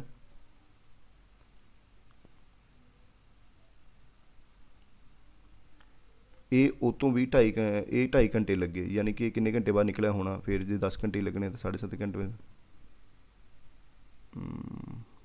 ਸੋ ਇਸ ਕੁਐਸਚਨ ਦੇਖ ਲੈਂਦੇ ਬੱਚੇ, ਮੇਰੇ ਖਿਆਲ ਨਾਲ ਥੋੜ੍ਹਾ ਜਿਹਾ ਮਿਸਟੇਕ ਹੋ ਗਈ ਮੇਰੇ ਤੋਂ ਕਿਤੇ। ਚਲੋ ਮੈਂ ਦੇਖ ਲੈਂਦਾ, ਨੈਕਸਟ ਕੁਐਸਚਨ ਦੇਖਦੇ ਆਪਾਂ। ਸੋ ਨੈਕਸਟ ਕੁਐਸਚਨ ਦੇਖਦੇ ਹਾਂ। ਅੱਗੇ ਕੁਐਸਚਨ ਕਹਿੰਦਾ Rekha made a new year resolution exercise on January 1 at 7 AM। ਠੀਕ ਹੈ, ਰੇਖਾ ਨੇ ਆਪਣੀ ਨਿਊ ਈਅਰ ਰੈਜ਼ੋਲੂਸ਼ਨ ਕੀਤੀ ਕਦੋਂ ਬੱਚੇ, ਦੇਖੋ 1 ਜਨਵਰੀ ਕਿੰਨੇ ਵਜੇ, 7 AM 'ਤੇ। ਠੀਕ ਹੈ ਜੀ, Shri ਵੈਂਟ to the jog and her home and to the near park and back returning 7:32 'ਤੇ। ਤਾਂ ਮਤਲਬ 7:32 'ਤੇ ਵਾਪਸ ਆਈ, ਯਾਨੀ ਸਿੱਧਾ ਉਹਨੇ ਕੀਤਾ ਕੀ ਹੈ, ਜੋਗ ਕਰਕੇ ਗਈ। ਠੀਕ ਹੈ, and home dinner went to the jog for her home and park and back, ਯਾਨੀ ਜੋਗ ਕਰਕੇ ਗਈ ਔਰ ਜੋਗ ਕਰਕੇ ਹੀ ਵਾਪਸ ਆ ਗਈ। ਠੀਕ ਹੈ ਜੀ, ਜੋਗ ਕਰਕੇ ਗਈ ਅਤੇ ਜੋਗ ਕਰਕੇ ਹੀ ਆਏ। 2 ਜਨਵਰੀ ਨੂੰ ਕੀ ਹੋਇਆ, 7 ਵਜੇ ਹੀ ਨਿਕਲੀ। She went jogging park but this time she walked back. ਠੀਕ ਹੈ, ਜੋਗ ਕਰਕੇ ਗਈ ਬੱਚੇ ਅਤੇ ਪੈਦਲ ਵਾਪਸ ਆਈ, ਅਤੇ ਕਿੰਨਾ ਟਾਈਮ ਲੱਗਿਆ, 7:40 'ਤੇ ਘਰੇ ਆਈ। ਠੀਕ ਹੈ ਜੀ, on 3rd AM she walked both ways, ਵੀ 7 AM 'ਤੇ ਨਿਕਲੀ ਅਤੇ ਵੋਕ ਕਰਕੇ ਹੀ ਗਈ ਅਤੇ ਵੋਕ ਕਰਕੇ ਹੀ ਵਾਪਸ ਆਈ। ਤਾਂ ਦੱਸੋ ਕਿਸ ਟਾਈਮ ਦੇ ਨੇੜੇ ਤੇੜੇ ਉਹ ਘਰੇ ਮੁੜੂਗੀ। ਹੁਣ ਤੁਸੀਂ ਦੇਖੋ ਜੋਗ ਕਰਕੇ ਗਈ ਪਹਿਲਾਂ ਅਤੇ ਜੋਗ ਕਰਕੇ ਹੀ ਵਾਪਸ ਆਈ, ਤਾਂ ਟੋਟਲ ਕਿੰਨਾ ਟਾਈਮ ਲੱਗਿਆ ਉਹਨੂੰ, 32 ਮਿੰਟ ਲੱਗੇ। यानी हर साइड ते वॉक दे जॉग दे किन्ने टाइम लग्या 16 मिनट लगे। क्लीयर है जी। दूजा जॉग करके गई तो वॉक करके वापस आई तो किन्ने मिनट लगे 40 मिनट लगे। जॉग करके 16 मिनट ने तो वॉक दे किन्ने हो जाएंगे बच्चे, फिर 40 चों 16 कट दो बच्चे, किन्ना आया 24 मिनट हो गए, यानी वॉक दे 24 मिनट हो गए। हुण दोनों पासे वॉक करके जाना तो यानी 24 मिनट उन्होंने इधर लगणगे, 24 मिनट ही इधर लगणगे, यानी अप्रॉक्सीमेटली 7:48 ते वो वापस आऊगी। किन्ने बज के 7:48 ते वापस आऊगी, यानी किहड़े टाइम के विचकार 7:45 तो लैके 7:49 के विचकार वो वापस आऊगी, यानी कि अपना 7:48 आना चाहिए। ठीक है जी। सो उम्मीद करदा समझ आया होगा। सो नेक्स्ट क्वेश्चन है बच्चे, on buying a pen the shopkeeper gives 3 refills free. कहता एक पेन बाय किया तो शॉपकीपर ने 3 पेन रिफल्स फ्री दिते, यानी एक पेन परचेज करन ते शॉपकीपर किन्ने रिफल दिंदा है, 3 रिफल्स फ्री दे दिंदा है। ठीक है जी। On buying a pen and 6 refills, मतलब एक पेन ते 6 रिफल्स लैन नाल उसनूं किन्ने रिफल्स फ्री मिले, 4 रिफल्स फ्री मिले, एडिशनल 4 रिफल्स फ्री मिल। ठीक है। कहता if the equivalent discount is same both the case, दोनों केस दे विच डिस्काउंट सेम है तो how many refill will be equal to the value of pen, तो किन्ने रिफल्स हैं ਜਿਹੜੇ पेन के बराबर है। ठीक है। सो ठीक है, एक पेन खरीदिए तो 3 रिफल फ्री मिलते हैं, एक पेन 6 रिफल खरीदिए तो 4 रिफल फ्री मिलणगे, यानी एक पेन नाल 3 रिफल तो फ्री मिल रहे हैं। ठीक है जी। तो इत्थे की मिल रहा है, एक रिफल फ्री मिल रहा है, यानी 3 रिफल एक पेन के बराबर है, तो एक रिफल किहदे बराबर है, 6 रिफल के बराबर है। ठीक है जी। तो 3 रिफल किहदे बराबर हो गए, 6 तिया 18 पेन दे। सो यानी कि एक पेन किन्ने रिफल्स के बराबर हो गया, 18 रिफल्स के बराबर हो गया। ठीक है। सो देखो जी यही है ना भी, देखो एक रिफल फ्री मिल रहा है 6 रिफल्स के प्राइस से, 6 रिफल्स के प्राइस से एक रिफल फ्री मिल रहा है, यानी एक रिफल्स का प्राइस 6 के बराबर है। तो इतने 3 मिल रहे हैं, तो यानी कि एक का प्राइस अगर 6 के बराबर है, 3 6 18 रिफल्स का, जे 18 रिफल्स मिलेगा यानी पेन के कॉस्ट प्राइस के बराबर हो गया, यानी एक पेन का जो कॉस्ट प्राइस है वो 18 रिफल्स के बराबर है। सो आंसर इसकी आ जाऊगा 18 रिफल्स। उम्मीद करदा बच्चे समझ आ रहा होगा सारिਆਂ ਨੂੰ। ਹੁਣ अपना अगे डी आई आ जाता बच्चे। सो इस क्वेश्चन के देखो बच्चे क्वेश्चन की कहा है, कहता the read the graph following graph and answer the question graph represent following graduate student placed from the 3 engineering college X Y Z and over the period. यानी सानू ये दस्या है भी ग्रैजुएशन की प्लेसमेंट किस हिसाब नाल हुई है स्टूडेंट्स की 2015 के विच ये एक्स कॉलेज वाले स्टूडेंट ने, दूजे वाले वाई दे, तीजे वाले की हो गए जैड दे 2015 2016 2017 18 अलग अलग। सो ये आपां दिता भी की होया बच्चे इन्हां दी। ठीक है। सो पहला क्वेश्चन कहता what is the difference in the average placement of college X and Y, भी ਜਿਹੜੇ कॉलेज एक्स वाले ने तो ਜਿਹੜੇ कॉलेज वाई वाले ने उन्हों का जो डिफरेंस आया उन्हों की एवरेज कितनी होगी। ठीक है। सो असी की करना है, पहला कॉलेज एक्स वाले, वैसे तो तुम इतों भी कर सकते हो डिफरेंस, इधर प्लस माइनस का फर्क पै जाऊगा, वैसे मेरे हिसाब नाल तुसीं सीधा ही चलो। देखो पहला तुसीं एक्स वाले का प्लस कर लो, फिर आप वाई वाले का करते हैं। एक्स वाले देखो कितना हो गया 68 है, पहला 2015 के विच इत्थे कितना हो गया 37 हो गया, फिर अगे कितना हो गया 79 हो गया, फिर अगे थोड़ा 68 हो गया, दैन अगे थोड़ा 76 हो गया, दैन अगे 23 हो गया, दैन 65 हो गया। ये एक्स वाले हो गए। वाई वाले देखिए तो वाई वाले का पहला कितना 2015 83 है, दैन थोड़े को 39 है, दैन अगे अपने को कितना बच्चे 63 है। ठीक है जी। दैन अगे अपने को कितना जी 44 है, दैन अपने को अगे कितना 48 है, दैन अगे अपने को कितना जी 77 है, दैन अगे अपने को कितना जी 38 है। चाहे तो बच्चे तुसीं इत्थों ही डिफरेंस कढ़ लो इन्हां दा, या जोड़ करके कर लो जिदा तुहानूं सही लगता है। मैं चलो जोड़ करके कर दिना, इदा भी हो जाएगा जिन्ना जिन्ना डिफरेंस है।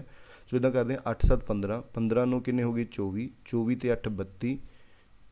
ठीक है। 32 ते 6 किन्ने हो गए 38, 38 3 कितना हो गया जी 41, 41 5 कितना हो गया 46, 4 आंसर 4 6 10, 10 3 13, 13 7 20, 20 ते 6 26, 26 ते 7 4 7 किन्ने हो गए 33, 33 2 35, 35 6 41, यानी 416 आ गया जी। 3 3 9 12, 12 3 15, 15 4 19, 19 8 27, 27 7 34 जी, 34 8 42 यानी 2 4, 4 8 12, 12 3 कितने हो गए जी 15, 15 6 21, 21 4 25, 25 4 29, 29 7 36 जी, 36 3 39, 392 आ गया जी। तो जे आप इन्हों का डिफरेंस कढ़ी जी कितना आया, 6 च 2 कढ़े 4, 41 44 24 आ गया जी। कितना डिफरेंस आ गया, 24 डिफरेंस आया। लेकिन ये किन्ने एवरेज कढ़नी है, 1 2 3 4 5 6 7, 7 नाल डिवाइड करना पऊगा जी। 7 या 21 जी, 30 बच गया, 7 चौका 28 आ गया जी, मतलब 3.42% आ जाऊगा, यानी अपना आंसर की आ जाऊगा 3.42%। सो इस ऑप्शन का सही आंसर की है, बी ऑप्शन आ जाऊगा 3.42%। ठीक है जी। हुण अगला क्वेश्चन देखो, कहता 2019 ਦੇ ਵਿੱਚ एक्स कॉलेज ਦੇ ਵਿੱਚ ਜਿਹੜੇ ਸਟੂਡੈਂਟ ਸੀ ਬੱਚੇ ਉਹ ਕਿੰਨੇ ਸੀ, 150 ਸਟੂਡੈਂਟ ਸੀ। वाई कॉलेज ਦੇ ਵਿੱਚ ਜਿਹੜੇ ਸਟੂਡੈਂਟ ਸੀ ਉਹ ਕਿੰਨੇ ਸੀ, 250 ਸੀ। ਤੇ Z कॉलेज ਦੇ ਵਿੱਚ ਜਿਹੜੇ ਸਟੂਡੈਂਟ ਸੀ ਉਹ ਕਿੰਨੇ ਸੀ, 350 ਸੀ 2019 ਦੇ ਵਿੱਚ। ਤਾਂ total number of student who got placed, ਕਿੰਨੇ ਸਟੂਡੈਂਟ ਸੀ ਜਿਹੜੇ ਪਲੇਸਡ ਹੋ ਗਏ। ਹੁਣ 2019 ਦੇ ਵਿੱਚ ਦੇਖੋ ਜੀ, एक्स कॉलेज ਦੇ ਵਿੱਚ 150 ਸਟੂਡੈਂਟ ਸੀ। एक्स स्टूडेंट ਦੇ ਵਿੱਚ 150 ਸਟੂਡੈਂਟ ਸੀ, ਜਿਨ੍ਹਾਂ ਚੋਂ ਪਲੇਸ ਕਿੰਨੇ ਹੋਏ, 76% ਪਲੇਸਡ ਹੋ ਗਏ। ਸੋ ਇਹਦਾ 76% ਅਗਰ ਤੁਸੀਂ ਸੋਲਵ ਕਰੋ, 0 ਨਾਲ 0 ਗਿਆ, 5 दूनी 10, 5 तीह 15। सो ये आ गया अपने को 3 तो ये कितना 38, यानी 8 तीह 24, 3 तीह 9 तो 2 11, 114 स्टूडेंट। सो यदा आ गया 114। तो वाई दे किन्ने सी 48%। देखो जी ये किन्ने सिलेक्ट होए, 114।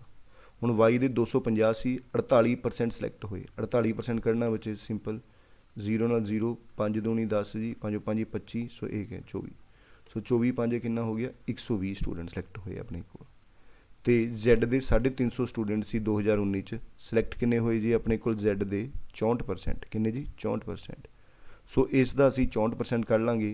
ਸੋ 64% ਕਿੰਨਾ ਆਊਗਾ, ਦੇਖੋ ਜੀ 0 ਨਾਲ 0 ਗਿਆ, 5 दूनी 10, 5 7 35 ਜੀ, ਤੇ ਇੱਥੇ 32, यानी 7 दूनी 14, 7 1 1 22, यानी 224। तो टोटल स्टूडेंट किन्ने सिलेक्ट होए देख लाँगे जी आप, 4 4 8, 2 2 4 तो 1 5 तो 458, यानी टोटल स्टूडेंट किन्ने सिलेक्ट होए, 458। सो इस क्वेश्चन का आंसर की सी साडा सही, 458 स्टूडेंट। ठीक है जी, उम्मीद करदा समझ आ रहा होगा सारिਆਂ ਨੂੰ। सो नैक्सट क्वेश्चन है, देखो जी अपना वो कहता है x college they Y college they which student किन्ने सी, 200 200 350, 150, 200 300, 200 तो 250 स्टूडेंट सी 2015 तो लैके 2021 तक। ठीक है जी, अलग अलग दसे ने। तो किन्ने स्टूडेंट ने जेडे इन्होंने स्टूडेंट अनप्लेसड हुए ने, जेडे मतलब कि प्लेस नहीं हुए। 200 200 300 150 देखते हैं आप, एक बार लिख लिए इन्हों, मैं थोड़ा साफ करके इन्हों एक बार लिख देना। बहुत सौखा क्वेश्चन है, कोई ज़्यादा औखा नहीं। देखो जी वाई कॉलेज, देखो इतने स्टूडेंट किन्ने सी 200, इतने भी किन्ने स्टूडेंट सी वाई कॉलेज के 200, इतने किन्ने सी 150, है ना जी। अगे देखते हैं की सी अगे, वाई 200 200 300 150 300 300 150 300, इतने 300 सी 150 300, अगे की सी जी 200 250। सो इधर किन्ने सी अपने 200 सी, इधर किन्ने सी 250 सी, जिहड़े अनप्लेसड होए ने। देखो जी हुण अपने कोल देखो इस कॉलेज 83% अपने प्लेसड होए ने, ये स्टूडेंट 83% प्लेसड होए ने, तो अनप्लेसड किन्ने होए ने, 17% होए ने। सो 200 का 17% कितना हो गया जी, देखो 2015 दे विच, यानी कि 34 स्टूडेंट अनप्लेसड होए ने। ठीक है, इत्थे 34 स्टूडेंट अनप्लेसड होए। हुण 200 दे विच देखो 39% प्लेसड होए, किन्ने 39%, तो अनप्लेसड किन्ने होए 200 दे विचों मान लो तुसी 61% अनप्लेसड होए, यानी कि किन्ने हो गए बच्चे 124 स्टूडेंट अनप्लेसड होए, 122 स्टूडेंट सॉरी। सो इत्थे अनप्लेसड किन्ने होए 122। हुण 300 दे विचों 63% की होए प्लेसड होए, तो अनप्लेसड किन्ने होए जी 37% होए, तो 37 तीह किन्ना हो गया 111 जी। ठीक है जी, अगे आप कह दिंदे आ जी ये 150 ਦੇ ਵਿੱਚੋਂ 44% प्लेसड होए, 150 ਦੇ ਵਿੱਚੋਂ 44% प्लेसड होए, तो 56% की होए अनप्लेसड होए। सॉल्व कर लाँगे, 5 दूनी 10, 5 ते 15, सो इत्थे 28 आ गया। 28 ते किन्ने 84 स्टूडेंट अनप्लेसड होए जी। हुण अगे की कहंदा जी, देखो सॉरी ये सी 84, अगे की कहंदा 300 ਦੇ ਵਿੱਚੋਂ 48% प्लेसड होए, तो अनप्लेसड किन्ने होए 52%। तो 300 ਦਾ 52% कड्डो जी, देखो किन्ना आया 300 ਦਾ 52% जे तुसीं कड्डोगे तो किन्ना आया जी तुहाडे कोल 156 आया। किन्ना जी 156 आ गया। ठीक है जी, इस तरह अगे आप 200 का 23% ਕੱਢਾਂਗੇ 77% ਪਾਸ ਨੇ ਤਾਂ ਫੇਲ ਕਿੰਨੇ ਹੋਏ 200 ਦਾ, ਅਨਪਲੇਸਡ ਨਹੀਂ ਹੋਏ 200 ਦਾ 33%। ਸੋ 200 ਦਾ 33% ਕੱਢ ਲਓ ਜੀ, 23% ਸੌਰੀ, ਇਹ 46 ਆ ਗਏ ਜੀ। ਇਸੇ ਤਰ੍ਹਾਂ ਲਾਸਟ ਦੇ ਵਿੱਚ 250 ਦੇ ਵਿੱਚ 38% ਪਲੇਸਡ ਹੋਏ ਨੇ ਤਾਂ ਅਨਪਲੇਸਡ ਕਿੰਨੇ ਹੋਏ ਨੇ 62%। ਇਹ ਸੋਲਵ ਕਰੋਗੇ 5 5 25 5 5 25, ਸੋ 31 दूनी 62 ਆ ਗਿਆ ਆਪਣੇ ਕੋਲ, ਠੀਕ ਹੈ ਜੀ। ਸੋ 31 5 155 ਆਏ ਹੋ ਗਏ। ਇਹਨਾਂ ਸਾਰੇ ਸਟੂਡੈਂਟਸ ਨੂੰ ਤੁਸੀਂ ਐਡ ਕਰ ਲੈਣਾ। ਸੋ ਐਡ ਕਰਕੇ ਦੇਖਦੇ ਹਾਂ ਕਿੰਨਾ ਆਏਗਾ। ਦੇਖੋ 4 ਤੇ 2 6, 6 1 7, 7 4 11, 11 ਤੇ 6 17, 17 6 ਕਿੰਨੇ ਹੋ ਗਏ 23, 23 5 28, ਯਾਨੀ ਲਾਸਟ ਦੇ ਵਿੱਚ 8 ਆਊਗਾ। ਕਿਸੇ ਆਪਸ਼ਨ ਦੇ ਵਿੱਚ ਲਾਸਟ ਦੇ ਵਿੱਚ 8 ਹੈ, ਮੇਰੇ ਕੋਲ ਇੱਕੋ ਹੀ ਆਪਸ਼ਨ ਹੈ 8 ਵਾਲੀ ਨਾ, 2 ਨੇ। ਸੋ 708 ਹੋ ਸਕਦਾ ਇਹ, ਚਲੋ ਇੱਕੋ ਦੇ ਦੇं, 8 ਆ ਗਿਆ ਜੀ, 28 ਹੋ ਗਿਆ ਨਾ ਜੀ। ਸੋ ਅੱਗੇ ਦੇਖਦੇ ਹਾਂ ਜੀ ਕੀ ਹੋਊਗਾ। 8 3 ਤੇ 2 5, 5 ਤੇ 6, 6 8 14, 14 5 19, 19 4 23, 23 5 ਕਿੰਨਾ ਹੋ ਗਿਆ 28, 28 ਤੇ 2 30, ਯਾਨੀ ਕਿ 3 ਹਸਲ ਆ ਗਿਆ। 1 1 2, 2 ਤੇ 1 3, 3 ਤੇ 4, 4 3 7, ਯਾਨੀ 708। ਸੋ ਇਸ ਕੁਐਸਚਨ ਦਾ ਸਹੀ ਆਨਸਰ ਕੀ ਆਊਗਾ 708। ਉਮੀਦ ਕਰਦਾ ਬੱਚੇ ਤੁਹਾਨੂੰ ਸਾਰੇ ਕੁਐਸਚਨ ਬਹੁਤ ਹੀ ਵਧੀਆ ਤਰੀਕੇ ਨਾਲ ਸਮਝ ਆਏ ਹੋਣਗੇ। ਮੇਰੀ ਨਿੱਕੀ ਜੀ ਕੋਸ਼ਿਸ਼ ਹੈ, ਜੇ ਵਧੀਆ ਲੱਗੀ ਹੋਵੇ ਤਾਂ ਪਲੀਜ਼ ਵੀਡੀਓ ਨੂੰ ਲਾਈਕ ਕਰੋ, ਸ਼ੇਅਰ ਕਰੋ ਆਪਣੇ ਦੋਸਤਾਂ ਦੇ ਵਿੱਚ। ਜੇਕਰ ਤੁਹਾਡੇ 'ਚੋਂ ਵੀ ਕੋਈ ਸਟੂਡੈਂਟ ਮੈਥਸ ਦੇ ਵਿੱਚ ਵੀਕ ਹੈ, ਜਿਹਦੇ ਕਨਸੈਪਟ ਬਹੁਤ ਵੀਕ ਨੇ ਅਤੇ ਉਹਦਾ ਪੇਪਰ ਮੈਥ ਅਤੇ ਰੀਜ਼ਨਿੰਗ ਕਰਕੇ ਹੀ ਅੜਦਾ ਹੋਵੇ, ਤਾਂ ਪਲੀਜ਼ ਸਾਡੀਆਂ ਔਨਲਾਈਨ ਕਲਾਸਾਂ ਜ਼ਰੂਰ ਜੁਆਇਨ ਕਰੋ ਬੱਚੇ। ਅਤੇ ਜਿਹੜੇ ਬੱਚੇ ਔਨਲਾਈਨ ਕਲਾਸਾਂ ਜੁਆਇਨ ਨਹੀਂ ਕਰ ਸਕਦੇ ਤਾਂ ਆਫਲਾਈਨ ਜ਼ਰੂਰ ਜੁਆਇਨ ਕਰੋ, ਠੀਕ ਹੈ। ਸੋ ਮੇਰਾ ਨੰਬਰ ਨੀਚੇ ਚੱਲ ਰਿਹਾ ਬੱਚੇ, ਮੈਂ ਫਿਰ ਵੀ ਸਕਰੀਨ ਦੇ ਉੱਪਰ ਲਿਖ ਦੇਣਾ ਨੰਬਰ। ਮੇਰਾ ਨੰਬਰ ਹੈਗਾ 9814894729, ਠੀਕ ਹੈ। ਔਰ ਅਗਰ ਕੋਈ ਸਟੂਡੈਂਟ ਸਾਡਾ ਰਿਕਾਰਡਡ ਲੈਕਚਰ ਲੈਣਾ ਚਾਹੁੰਦਾ ਮੈਥ ਅਤੇ ਰੀਜ਼ਨਿੰਗ ਦਾ, ਦੇਖੋ ਸਾਡੇ ਜਿਹੜਾ ਰਿਕਾਰਡਡ ਕੋਰਸਿਸ ਹੈ, ਜਿੰਨੇ ਵੀ ਕੁਐਸਚਨਸ ਆਉਂਦੇ ਨੇ, ਜਿੰਨੇ ਵੀ ਐਗਜ਼ਾਮਸ ਹੋਏ ਨੇ, ਉਹਨਾਂ ਵਿੱਚੋਂ ਹੀ ਆਏ ਹੋਏ ਨੇ। ਪਲੇ ਸਟੋਰ ਦੇ ਵਿੱਚ ਵਾਨਿਆ ਐਜੂਕੇਸ਼ਨ ਸਰਵਿਸਿਜ਼ ਦੇ ਨਾਮ 'ਤੇ ਸਾਡਾ ਕੋਰਸ ਬਣਿਆ ਹੋਇਆ, ਉਸ 'ਚੋਂ ਜਾ ਕੇ ਤੁਸੀਂ ਉੱਥੋਂ ਦੇਖ ਸਕਦੇ ਹੋ, ਠੀਕ ਹੈ। ਅਤੇ ਡਿਸਕ੍ਰਿਪਸ਼ਨ ਬਾਕਸ ਦੇ ਵਿੱਚ ਮੈਂ ਉਹਦਾ ਲਿੰਕ ਵੀ ਦੇ ਦਿੰਦਾ। Thank you so much guys.